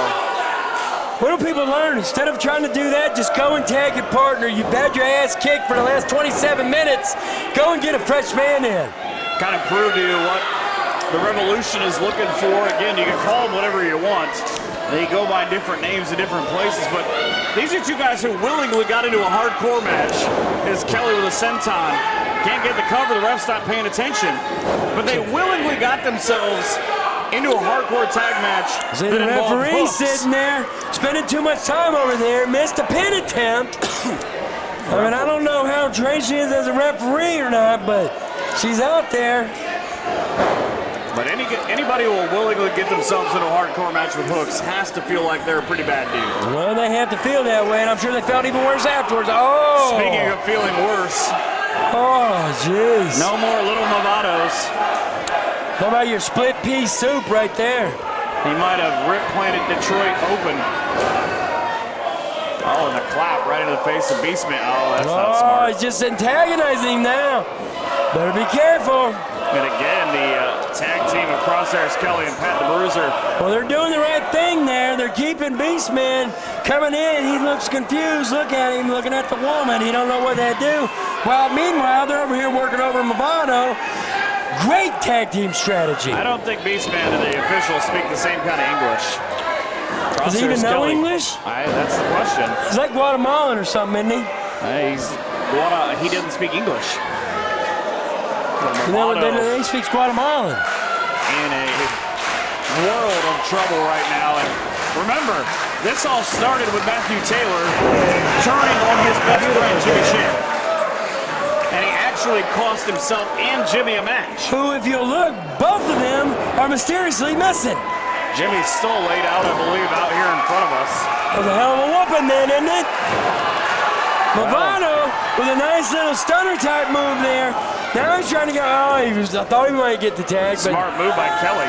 Damn right it's a smart move. Oh, big 7,000-pound elbow. Kelly back from an ACL injury he suffered in the Dayton area, but again, that Dayton's rough.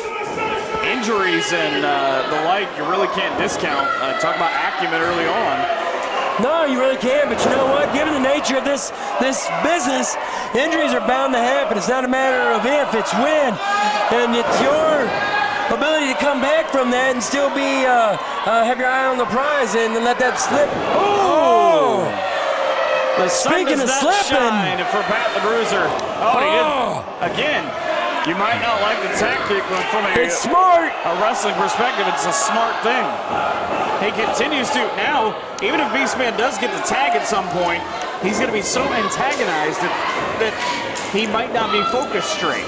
Well, I don't know that he could focus right anyhow. In the corner, as the Revolution continues to work over Movado. Pat the Bruiser said, let's go. Kick right to the ugly mush. I'm guessing it's ugly if he's covering it up like that. They tried to rip the mask off earlier. They nearly did it with a foot.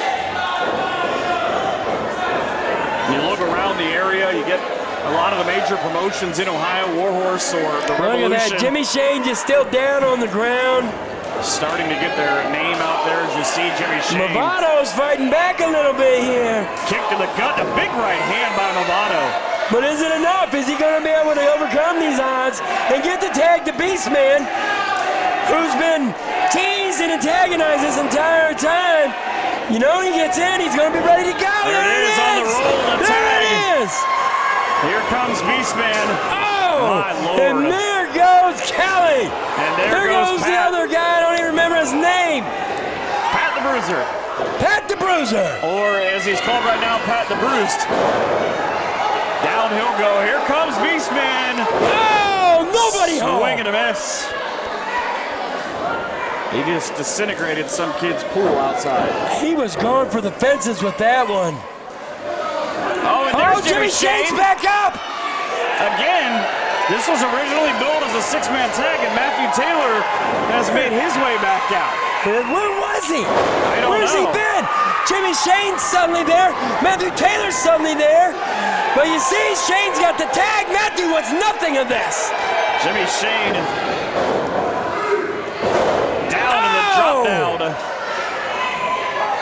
Trained by a guy, Jeff Cannon, who taught him some tricks on how to brutalize guys. Oh, knee right to the face right Might there. not be one of them. The Revolution is arising. It'll be televised, and right now it'll be their funeral. Shane with the hookup. Oh, he didn't get much of that, but he may have gotten enough. No, he wasn't satisfied. He's ready for more. Oh, my God, no way. Shane up on top, and they hook it all the way down. Jimmy with the cover. Go for the pin. Go. Oh, what is it? Look out. Oh! A Revolution miscommunication. Not on the same page. The telegraph didn't arrive. Oh! He's trying. No, he couldn't even get him up. Jimmy. They're trying to pick up an Oldsmobile.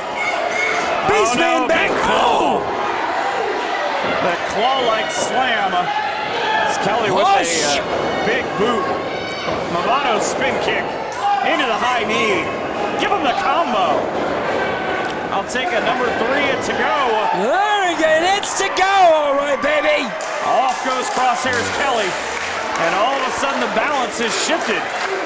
Jimmy Shane's out there. Crosshairs Kelly in the cannonball. Caught him again. This place needs a stick-up. But look, right in front of Jimmy Shane is Matthew Taylor. Just standing there so creepily. It is kind of creepy. Weird Matthew Taylor. Again, cost himself and Jimmy Shane a match. Where are they going? He's leading him away with a bone. Against with Bob a damn City. bone, he's leading him away. Jimmy is the last to follow. So Matthew Taylor's still sitting there. It's going to be like Reyes and Shogun where they just randomly appear. And Taylor. I'm perplexed. Well, Matthew Taylor will tell you why. But when he was in this match, though, if he's the only one left, everybody else gets counted out, he wins.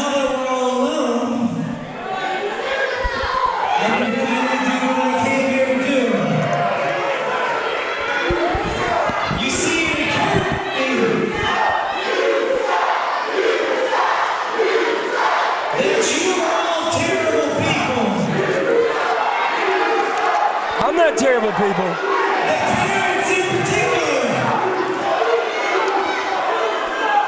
Do you want to know why I'm your children's hero? I do. Because I never let them down like all of you have. Month in, month out, I'm here for your children. Unlike all of you. You can take them. And little ones, don't you worry. I'll never let you down like your parents. I'll never leave you like they have. He's lost his flipping mind. Because Daddy's home. What a scumbag. Now don't worry. You're not all lost. He's got this David Koresh personality. All you have to do is believe in me. I believe you're an asshole. I know it's hard to admit, but I'll make it easy for you. Just close your eyes, raise your hand, and I can save you. Who here wants to be saved?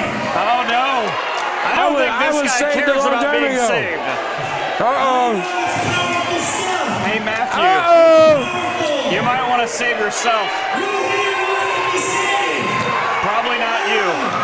Yes! Yes! Jimmy Let's Shane be loading saved! up. Oh! It just destroyed Jexy Black! Matthew Taylor must have some kind of higher power. Oh! Kick to the face, kick to the face. Oh, no. Jimmy Shane has just seen the light! You can't be serious. There is your winner! Ladies and gentlemen, the winners of this match, the guy in white, Matthew Taylor, and his Revolution. This guy What a is joke. on some sort of trip. What a joke. He hides and lets his minions do the work. And then what? You've made your point, Matthew. That's what every good cult leader does. They brainwash everybody to the point that they will do anything for them. That's your best friend, Matt. They're not best friends anymore. What kind of horrible human being? No, there's anybody He's put going a to do stop it. to this. He can break his neck. That's the guy who's been up and down the road with you, the guy who saved your bacon more times than you can remember. This is what you do. Out the book. This is what you do to your friends, huh, Matt? Jimmy Shane did something. He had to have done something to deserve that. Somebody get the medical team into the ring for Jimmy Shane right now. God knows limited arm security's not going to do anything. This has to stop. I think it'll stop when Jimmy Shane stops breathing. People actually raise their hands. What kind of savior is this? What a horrible human being. We just saved us from the Dance Dance Revolution. He barely qualifies as a human being at this point. Maybe he's something more than that. He's ascended to some sort of otherworldly being. Look how happy he is with himself. He said, a man ought to be happy in his work. It says so in the Bible. he just destroyed a guy who considered him his brother. You keep going back to that, but you got to remember, Cain slew Abel. Matthew Taylor and Revolution win this match, and he leaves Jimmy Shane crumpled in the ring.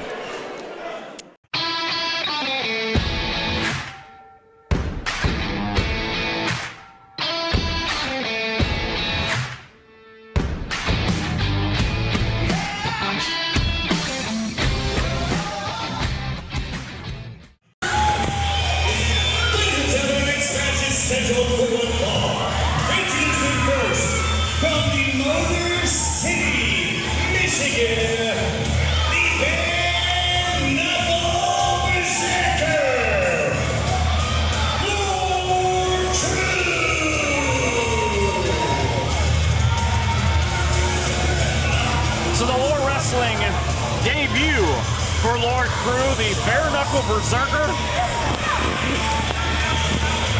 He's already endearing himself to the fans, I see. Yeah, evidently. Hell, this guy looks like he's done jail time. Told that guy he's #1. Well, we do have some of the #1 fans here in Lima, Ohio. Not a lot of guys from Detroit that come down are big fans of the people in Lima here. But I think it's an Ohio thing in general with them. They're angry that Canada didn't want them.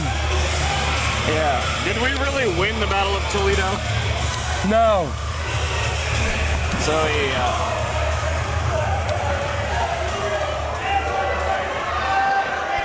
Fansgiving match and a debut for Lord Crew. This might not be the guy you'd want to make your name again. No, or I don't try to think make so. your name again. No, I don't think so, because there's something about this guy.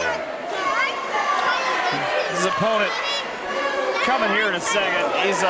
He's pretty special. Turn on your TV. Well, apparently we're going to hear from Lord Crew first. Well, I can't wait.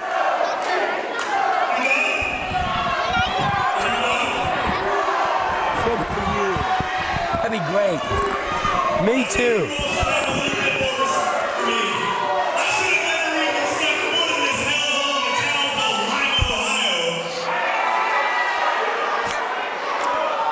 Is he part of a gang?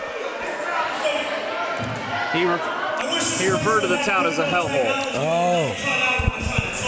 I might concur at times.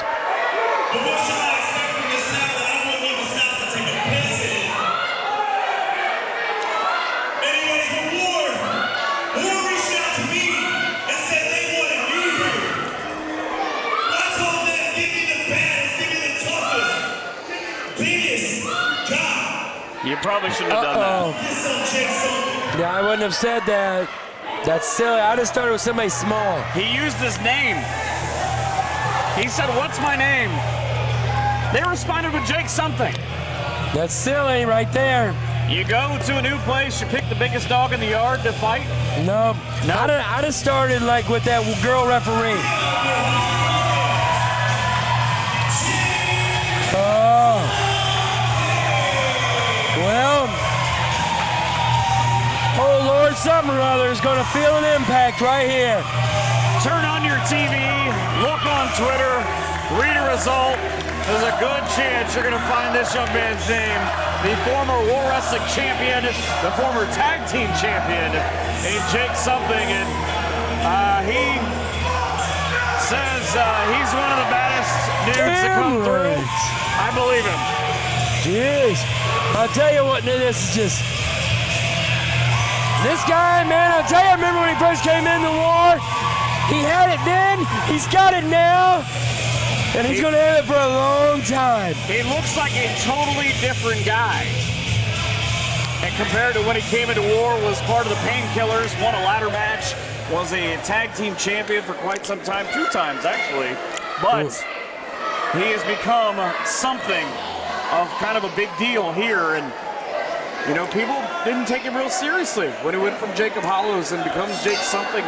You look at the physical transformation, that's not even counting what he can do in the ring.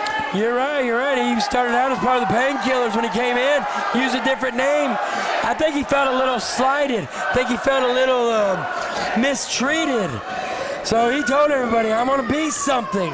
And he became Jake something. And I always find it interesting, Delirious trained he at the ROH dojo in Philadelphia, and you think of what Delirious has to offer, one of the best minds in wrestling, and Jake's picked that up. He now works everywhere as the champion, AAW for Danny Daniels in Chicago. Oh yeah, and you just happen to turn on Access TV every week and you can see Cousin Jake. That's right there with Cody Deaner, who graced the War Wrestling ring. And you mentioned his trainer Delirious, who also graced the War Wrestling ring. Danny Daniels also graced the War Wrestling ring, part of War Hall of Fame. Do you think that's a pedigree? That's what they call that. Maybe makes Jake something a little angry that he loves coming here, and it was Lord Crew referred to this town as a lot of things. But Danny Daniels is the king of Lima. Yeah, that's right, he is. He's the king of Lima. But right now, Lord Crew is showing Jake a little something, a little trickery through the vest over his face. Oh! Lord Crew last night defended his Rockstar Pro Amp Championship title in the last man standing match. He's got a big man standing in front of him this time, and look at that! That's a midsection takedown. And that big man just took him straight to the ground. There you go. Lord Crew, smartest thing he can do is get outside, but call the Allen County Airport. Something is amiss. No, he's not. Oh my God. He was thinking Talk about a flight. UFO. Wow, that would have been massive. He hasn't done that here in a long time. And Crew. Huge chop on the huge chest of Jake something, but he fires right back. Both men just being brutalized. I think Beard Game is not going to be appreciative on the other side. No, sale of beard wax is going up in the city. Jake something, again, the former War Wrestling champ. Just a brutalization. He held that title for nearly as long as anybody else. Oh! Just caved in the chest cavity of Lord Crew. What's his name? He's not going to forget Lord Crew because he's going to have that guy, something's hand tattooed across his chest. My Lord. Crew with body shots. Well, that's a big body to try to break down right there. He better have something behind them. And he is swinging a miss in the backside. The right one didn't get him, the left one did. Well, I'll tell you, this guy will get you coming and going. You look at the matches that Jake Something's had here in War. Just not that long ago, he took on Rohit Raju in what was chapter 400, according to them. That was a fight right now, though. Something in control with that spear in the corner of Lord Crew. Looks like he just about cut him in half. Looking for the black hole slam. And I thought he was going to get it there, but Lord Cruz showing a little versatility, Might a have little knocked him out. wiliness. No, Something. he's not. Looking Come to on. fly. No, he's not. Full head of Things steam that now. big, so Crew. get in the air. Oh! Bicycle kicked him in the face. That's your Subway 12-inch special of the day. Jake Something beat Juice Jennings back in 15 to win the war title. Had a casket match where he beat Zach Spades. Juice Jennings, he set me on fire once. I think there's a conspiracy he's missing somewhere. But Crew now fighting back. No, I'm kind of impressed with this guy. The beating he's taken so far, the punishment, and he keeps coming back. I mean, with hell, take that into account, all them tattoos, it's like he had prison time. Something to the outside. Crowd is definitely on his side right now. Oh, It's Crew vicious on the almost. forearm. He was holding him up with the left hand by the beard and smacking him with the right. Something might was be he? needing a trip to the dentist. Kick right, just beautiful. low to the midsection. And a leg drop down it goes as Something. I gotta say, I'm surprised at the showing Lord Cruz having here against the much bigger, stronger Jake Something. Something in a little bit of trouble, because now you've got to try to figure out if you're going to beat across the chest with the right, how do you keep those massive tree trunks he calls arms from hitting you in the face? Well, he's doing a good thing. He keeps hitting him in the chest. That drives the hair right out of you. It's hard to fight when you can't breathe. Lord Crew out of the Cincinnati, Northern Kentucky area where he worked for Roger Ruffin, the War Hall favorite. Oh, Roger. I'll tell you what, if he learned anything from Roger, it's a good thing because Roger, got a Uranagi right on the backbreaker. knee. 1, 2, and 3, no.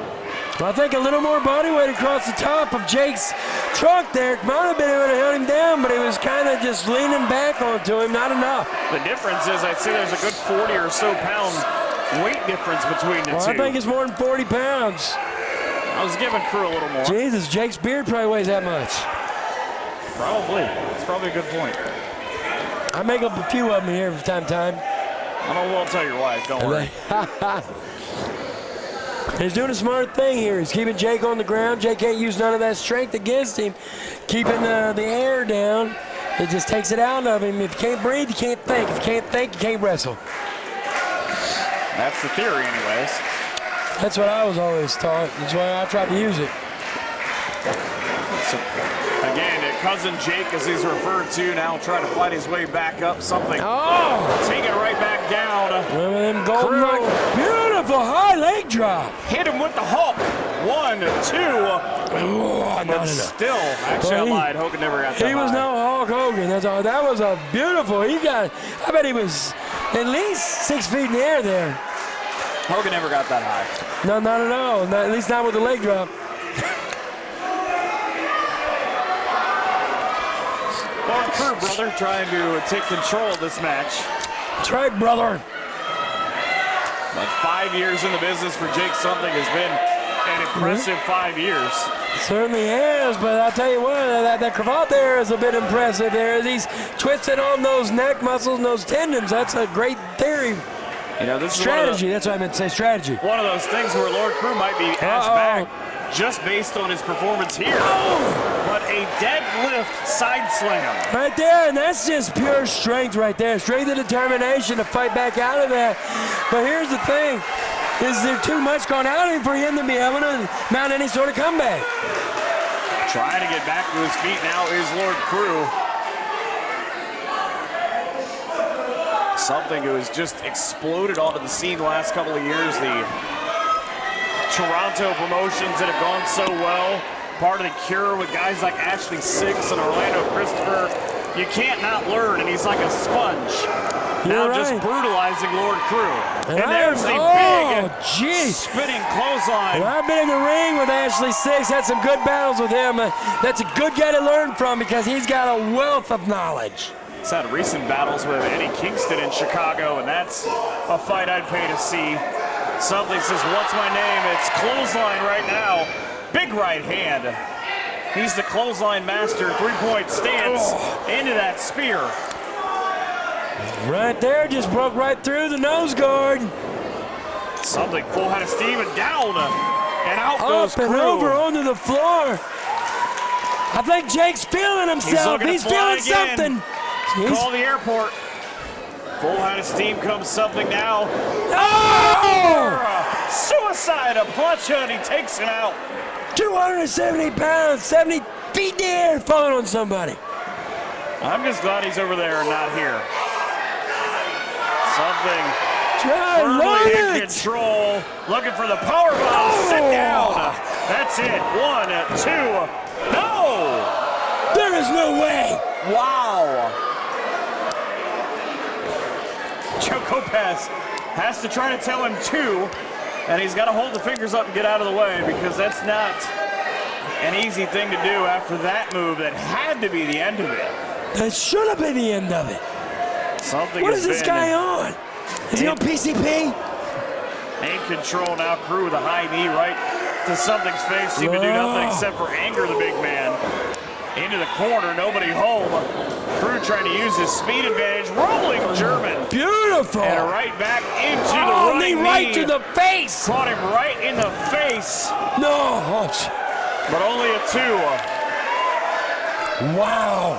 He hit him right square, knee across the temple. I gotta say, I'm surprised at the showing of Lord Crew here. I'm impressed. Impressed right now, I'll tell you, is an understatement. And I'm sorry I had to say something like that. I didn't expect anything like this out of him. Crew says, remember, what wrestling called me? It's a clubbing blow across his face. Something going up top. I don't know if this is a great move for him. He's not. He could probably deadlift Crew from this point. You see there, he asked for the crowd's approval, and then look, gave him just enough time. Crew hit the bulldog on the way across, hooks the leg. That might be it. Far 1, leg, but is there 2. enough? No. He didn't have enough body to body to hold him down. And you got to be a pretty big dude to put something down for 3. Oh, you get definitely. You better put all you got in to pin at him. If you do a lackadaisical at all, you're not holding a man like Jake something down. You know, we had a Spiritu Maya and Paragon earlier on in the Prove Yourself matches here in War, but again, Lord Crew might need to be a part of that too, as Kopaz down and Lord Crew with the low A blow. little something to the something. Joe never saw it. Of course he didn't. Lord You should have some Crew, glasses. he screamed, "What's my name?" See, I don't know that I would want to antagonize Jake. Up and down goes Beautiful. Jake. Wow. How do they have the strength to get somebody the size of Jake something up like that? That's amazing. Rolls all the way to the rope and got the foot up. Oh, Kind of one of those things you could see coming. Jake smartly rolled his way towards the apron. and you know, it don't take near as much energy to put that foot up as it does to kick out. So that's a smart thing. That's ring awareness right there. That's a veteran move. You go back and you look at legendary Larry D tried to make his name off Jake something in September. Jake won that match. Sure did. But again, I'm maybe different. I try to take on the popcorn guy. I'd I'm take not on gonna Joe call out the biggest Kopaz. guy in the yard.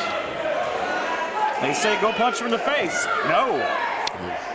Crew trying to go ever. Oh no. There you Not go. a smart move on his That's not part. right there. It's a good way to lose a match, be disqualified. Joe has outlasted many guys who have tried this strategy.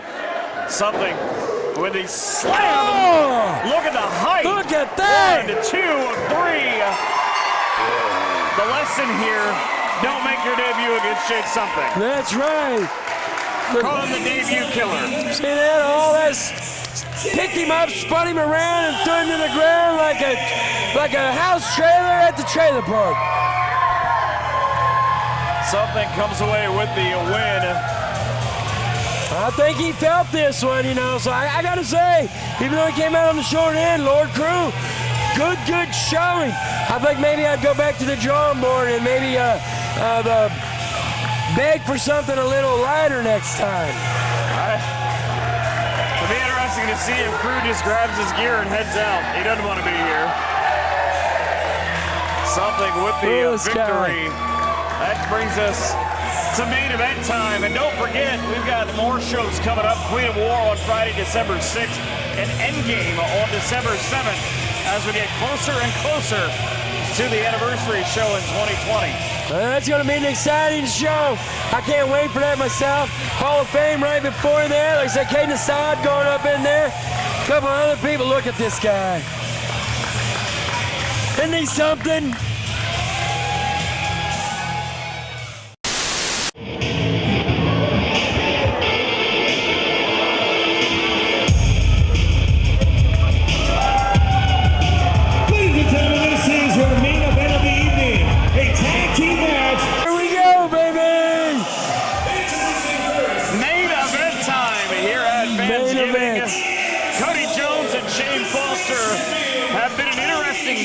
Since they arrived here at War Wrestling.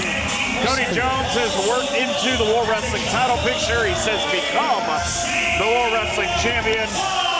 But along the way, he's not made a lot of friends. No, he's not. And you see there Shane Foster carrying that box of Mojo McQueen's right there. Still got the smoke coming out. You got to wonder, what kind of mental impact is that going to have on the Voodoo King? I think he's probably going to come out angry. No, I'm sure he's not happy. And again, this kind of stems out of last month. You look at the way that it went, and Austin Mannix is a heck of a partner, but this is not what Mojo or Austin Mannix want. No, not at all. And, here's the thing also that I got to think about. They've got the box, so they've got one little piece. But Mojo is the Voodoo King. You got to think the King has more in his arsenal than that one little box. We'll find out here soon, and the competitors make their way out. The road bump really on the road to the anniversary show, and I wouldn't tell this guy it's a road bump. Gotta be darn interesting. Look at him. You see, he doesn't look very spooked or very concerned that they have the box. The Voodoo King, the former War Respect champion, he said, that's not the belt that I'm worried about anymore. Orlando Christopher and Aaron Williams can continue to have great matches for that belt, but matches like you wouldn't believe. Wants the box and wants what's in Cody Jones' left hand. And he's going to bring the cutthroat Austin Mannix out with him. Strength in even numbers. If you got to fight, fight dirty. And remember, there'll be 2 members of the Dirty who will come out here. Yeah, but I don't know how smart that is for Brandon Edwards to be coming out. Is he fully cleared to be able to be back in the ring? Or should he even be out there at all?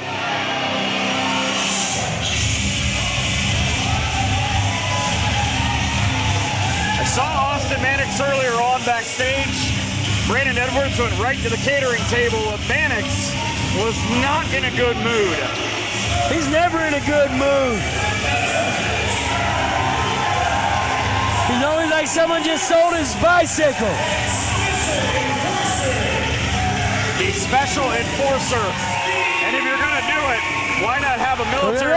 Clear the ring with that kendo stick is Austin Mannix. So Mannix found himself a pair of friends. And he brought both of them with him. The former War Wrestling Tag Team Champions in the Dirty, and keep in mind that's still an issue yet to be solved. That's right, they gave up the tag team belts. Hell, maybe I need to find me a tag team partner. McCormick, what do you think? Me and you? Try to find one in the trash or maybe at a yard sale. It worked out for you the last time. I can find. My last tag team partner was Cody Hogg. You see how that ended. With Cody Hawk in the hospital tonight, I believe. So Mannix now, again, he's found a friend, and it's different because Cody Jones, I've talked about this for months, at some point is going to pay for the sins he's committed here. He just took off and left. Yeah, because at the end of the day, Cody Jones as champion doesn't have to beat anybody. They have to beat him. In this match, he doesn't have to do anything. This kind of stems out of last month, the end of the show, where Mannix kind of got screwed over in his match, and if he had won, he would have gotten a championship shot. Well, Cody Jones and his running buddies made sure that didn't happen. That's right. That's because Cody Jones and his buddies outthought them. Austin Mannix and the other boys got too emotionally involved in the thing, and they let that run the whole strategy of the match. Whereas Cody Jones had a nice plan, executed it to perfection, left unscathed, and still the champion. If you had said a year ago at Fansgiving, you're going to have a main event that's going to include the World Wrestling Champion and Cody Jones. First of all, I probably would have said who. Exactly. Second of all, you're going to have Mojo and Austin Mannix standing on the same side of the ring as partners. I would have said you're crazy. I'd have called you a liar right to your face. I would have. I swear to God I would. Much different. Oh! Edwards. Here we go. We got to start. It's a shotgun start right here. Mannix just throwing massive right hands. Let's see. Uppercut to clothesline. Now we'll do it again. Back and forth we go. Oh, that's not good. Keep doing it until it doesn't work. Sky high. There they are. Sky high times 2. Versions of spine busters by Mannix and Mojo. Heading to the outside. About to go out and do some yard work. It's supposed to be an official match, but it feels like it won't end that way. And you know what? Whenever Austin Mannix and Dirty's involved, I don't expect it. Cody Jones won the title from now Matthew Taylor at Card Subject to Change in May. And again, it is really had a couple of his matches thrown out since that point in his defenses. You're right. He won that the month after. I took Matt Taylor all the way to his limit in that 3 Stages of Hell match. So you softened him up. That ended up, yeah, I believe so. That would end up being one of my last contests. Probably a good reason why. Could be. Some things Powerbomb me happened, through some that words flaming were said, table. yep. Oh, Austin Mannix hard by Shane Foster there onto the apron of the ring. Slammed him face first. Security now trying to get involved. They've given up delivering pizza. I'm surprised they're doing anything at all. They don't normally do much. Shane Foster now, who fought Movado at Nobody's Fool. We saw Movado earlier on as he took on part of the Revolution. That match was a 6-man match. It didn't turn out that way. Not at all. Here's the Shane Foster with a really good strategy, and that's try to keep Austin Mannix down, because if you let this man get at you, man, he will cut you down like a buzzsaw. Some would say he's cutthroat. Most definitely. Foster now. Well, somebody's being carried out. Just now abusing. I don't know if our camera can see it, but somebody's looks like Brandon being. Edwards. Brandon Edwards. Well, see, he was injured. He was gone, retired. He should have stayed that way. You go out there and you get yourself in with a mix of men. Stuff like that happens. Mannix trying to fight his way back up. Shane Foster with a big cutoff. That'll really knock the fight out of you. You know, I kind of think Mannix is one of these guys that people have taken to just because he has been so good the last year. People didn't like how he went about his business, but in comes the World Wrestling Champion and Cody Jones. It is. Cody Jones there. I'll tell you what, people might want to discount him or whatever, call him whatever they want. But this kid's smart. He's cerebral about everything. He picks his shots and he plans out a good strategy, and he executes it tremendously. Right on cue, he lured Mojo in, made no actual tag. But Shane Foster back in, but those snap jabs right to the face can't help out. Not at all. And it's not like it's going to help out the looks of Austin Mannix at all either. Mannix took on Cole Radrick last night in Dayton at Rockstar Pro in a last man standing match. He kind of questioned his stamina and maybe his ability to finish this match. Well, I'll tell you, Dayton must be a rough place. All these people getting their ass kicked down there. It's apparently that way. Mannix did pretty well, but anytime you're in a fight like he is now, you're hoping that your partner Mojo can help you out. You're right there, but nothing's going to help him out. The way Cody Jones hit that back elbow, Austin Mannix slammed to the mat there. Mannix. There you go, keep him down. Center of the ring. That's smart strategy right there. And you see, Cody Jones, he isn't emotional, he isn't excited. He's carrying out a plan, a strategy, executing brilliantly. He's almost clamping Austin's head right now. He fights his way back to the top, and a beautiful drop kick took Austin down. There's your champion right there. Had his first match when he was just 15 years old. And again, this is another one of those rivalries as he just boots Mannix right to the face that spans the state of Ohio, because it's so many different promotions that a lot of these guys are working for, so they never really get away from each other, and it just continues the hatred to build. You're right. You're exactly right. And I'll tell you, Cody Jones, though, defending the world champion even all the way down in Texas. And from Amarillo, down there where the Sod Poodles play.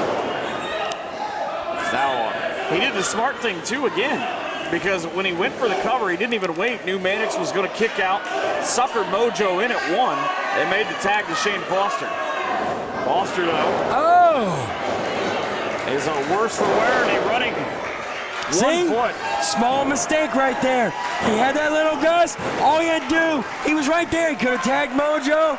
Wouldn't be worried about this right there. And here comes Mojo. Down Give me goes my Foster. box. Big clothesline after the back elbow, and Mojo with a boot. And you see Cody Jones doing the smart thing, staying on the outside, letting Shane Foster take all the beating right there. And you know, on the back of Shane Foster, it says Fury. It's Mojo right now who's furious. And two-handed toss. Overhead throw, amazing. He had him on each side of the neck, and Jones now, Mojo found him. No. He said, come on, champ, let's do this. No, just baiting him in there. No effect. No effect. That didn't work. Oh, paintbrush slap right across the face. Mojo said, come on, Shane, let's go. Big right hand, big slaps. Just brutalizing Foster, slapping him down. Oh, that'll no effect though. No, there he goes. Deadlift Mojo German. was on the back of his head. A deadlift German from Foster. Now he'll go for the cover. Tries to hook the leg at 2, but can't get the 3 count. No trace out of Cortez tonight. Now admonishing, there's Trace up for Foster. He apparently understood, said I've got till 5, but broke it anyways. It's a good strategy here, though. They're keeping him down, keeping him isolated over on this side of the ring, cutting the ring in half. That's good tag team strategy right there. Just brutalizing Mojo's face with that forearm. Foster now happy with his work. Back into the corner is Cody Jones. I'd be happy Turns too. the There tide. you go. See? I know a lot of people don't find that savory, but sometimes you got to do what you got to do. Good tag team wrestling by Cody Jones and Shane Foster. And again, Austin Mannix on the outside. Knows all about tag team wrestling. Multiple-time World Wrestling Tag Team Champion. Different partners, too. Got a deadlift Mojo. Foster took 240 pounds straight up in the air. I know it says 240, but I'll bet you that guy's bigger than that. I've been in the ring with him. I've picked him up. Hell no. 240 was a couple of caterings ago. I believe that's a misprint. Austin Mannix now said, I'll throw hands with you, Cody. Mojo trying to get to Austin Mannix, but Cody just baiting in Mannix. Very smart, very smart. Just slapped him right upside the head. Now going to do a little dance. That's a mistake. Floating like the butterfly. See if he can sting like the bee to Mojo. Well, we'll see if he can. Mojo, let him get up. Mojo snaps right up. Mojo! Oh, put that knee right to the back of his neck. Ushi-Garoshi right across the back of the head. Yeah, beans and disease, yes. Now Mannix in. Oh, knee. Pump kick Shane knee. Foster tagged in. Not one of being Shane Get past Foster. me, punk. Oh. Jones now. Oh. That slam got all of Cody on the back of the neck. Running knee, eat that. Austin Mannix giving him the one-finger Mannix salute. into the Got her! Got her! Pin him! It's a cutthroat party. 1, 2. Oh, Cody Jones breaks it. That would have been it. And the champion saves his partner. Most importantly, the Mojo up with a full head of steam in the low bridge. Takes him out, and there comes the champion, Cody Jones. Ring awareness. Mannix Ring now. awareness. He's the only one left in the ring. Shane Where's Foster taking Mannix? the pole of it. Oh, here comes Mannix. Oh, back up against the apron. It's a good look at it from the camera. As Foster rolls him back in, and Cody's got to be feeling a lot more confident now, despite missing. He's talking trash, but Austin's still giving him the one-finger salute. Missing Paloma Star, who will be in action on the Queen of War event on the 6th of December. The referee just got pushed down by Cody Jones. That should be a disqualification right there. I would think so. The assault continues on Austin Mannix. The assault continues on the referees. Oh, here comes Brandon Edwards back with his broke-ass neck. Remember, he's the special enforcer. So technically he could count as he gets onto the outside. Jones right in the face. Go, Mojo's Here back, comes Mojo's Mojo. back. All the way to New Big Orleans. choke slam all the way into the bayou. Hit him with what he calls Katrina. Now the disaster is Shane Foster. Uh-oh, here comes the dirty and now Mojo. Choke slam and a beauty. And the Voodoo King. Shane Foster's in a world of trouble here. Foster. Oh! If 3 kicks to the face don't do it, nothing will. Referee Getting back the up. referee 1, aroused. 2, 3. There it is. The dirty swamp water from the bayou came out on top of this one right here.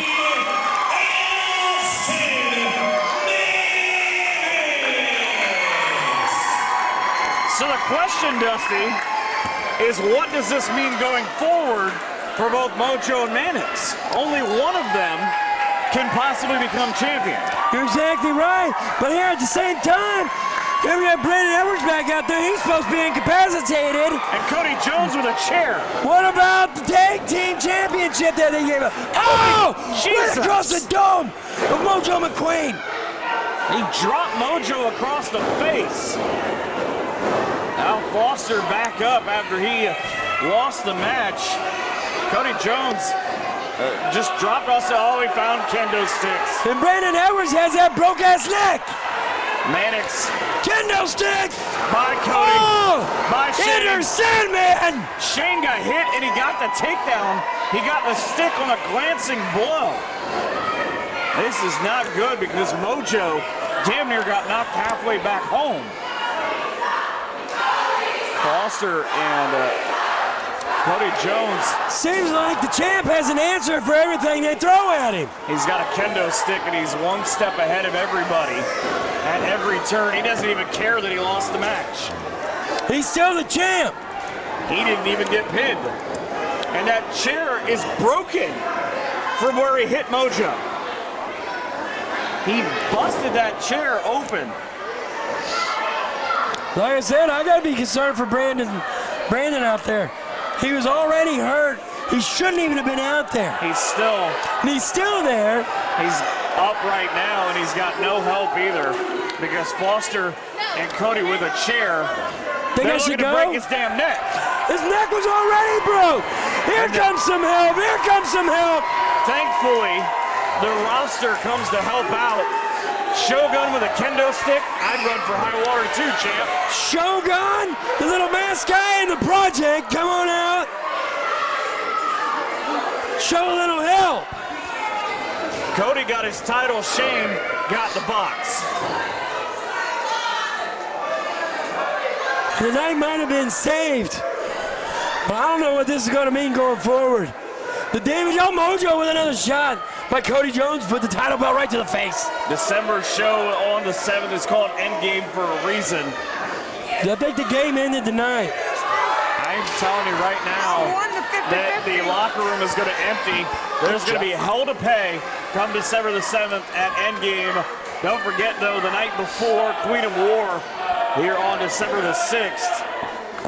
Check out warwrestling.com as we're trying to find some kind of semblance to what the hell's going on. I don't even know what the hell's going on. I'll tell you Big though. Tom. The only way we're going to find out what's going on is to get to Endgame and see what the hell is actually happening.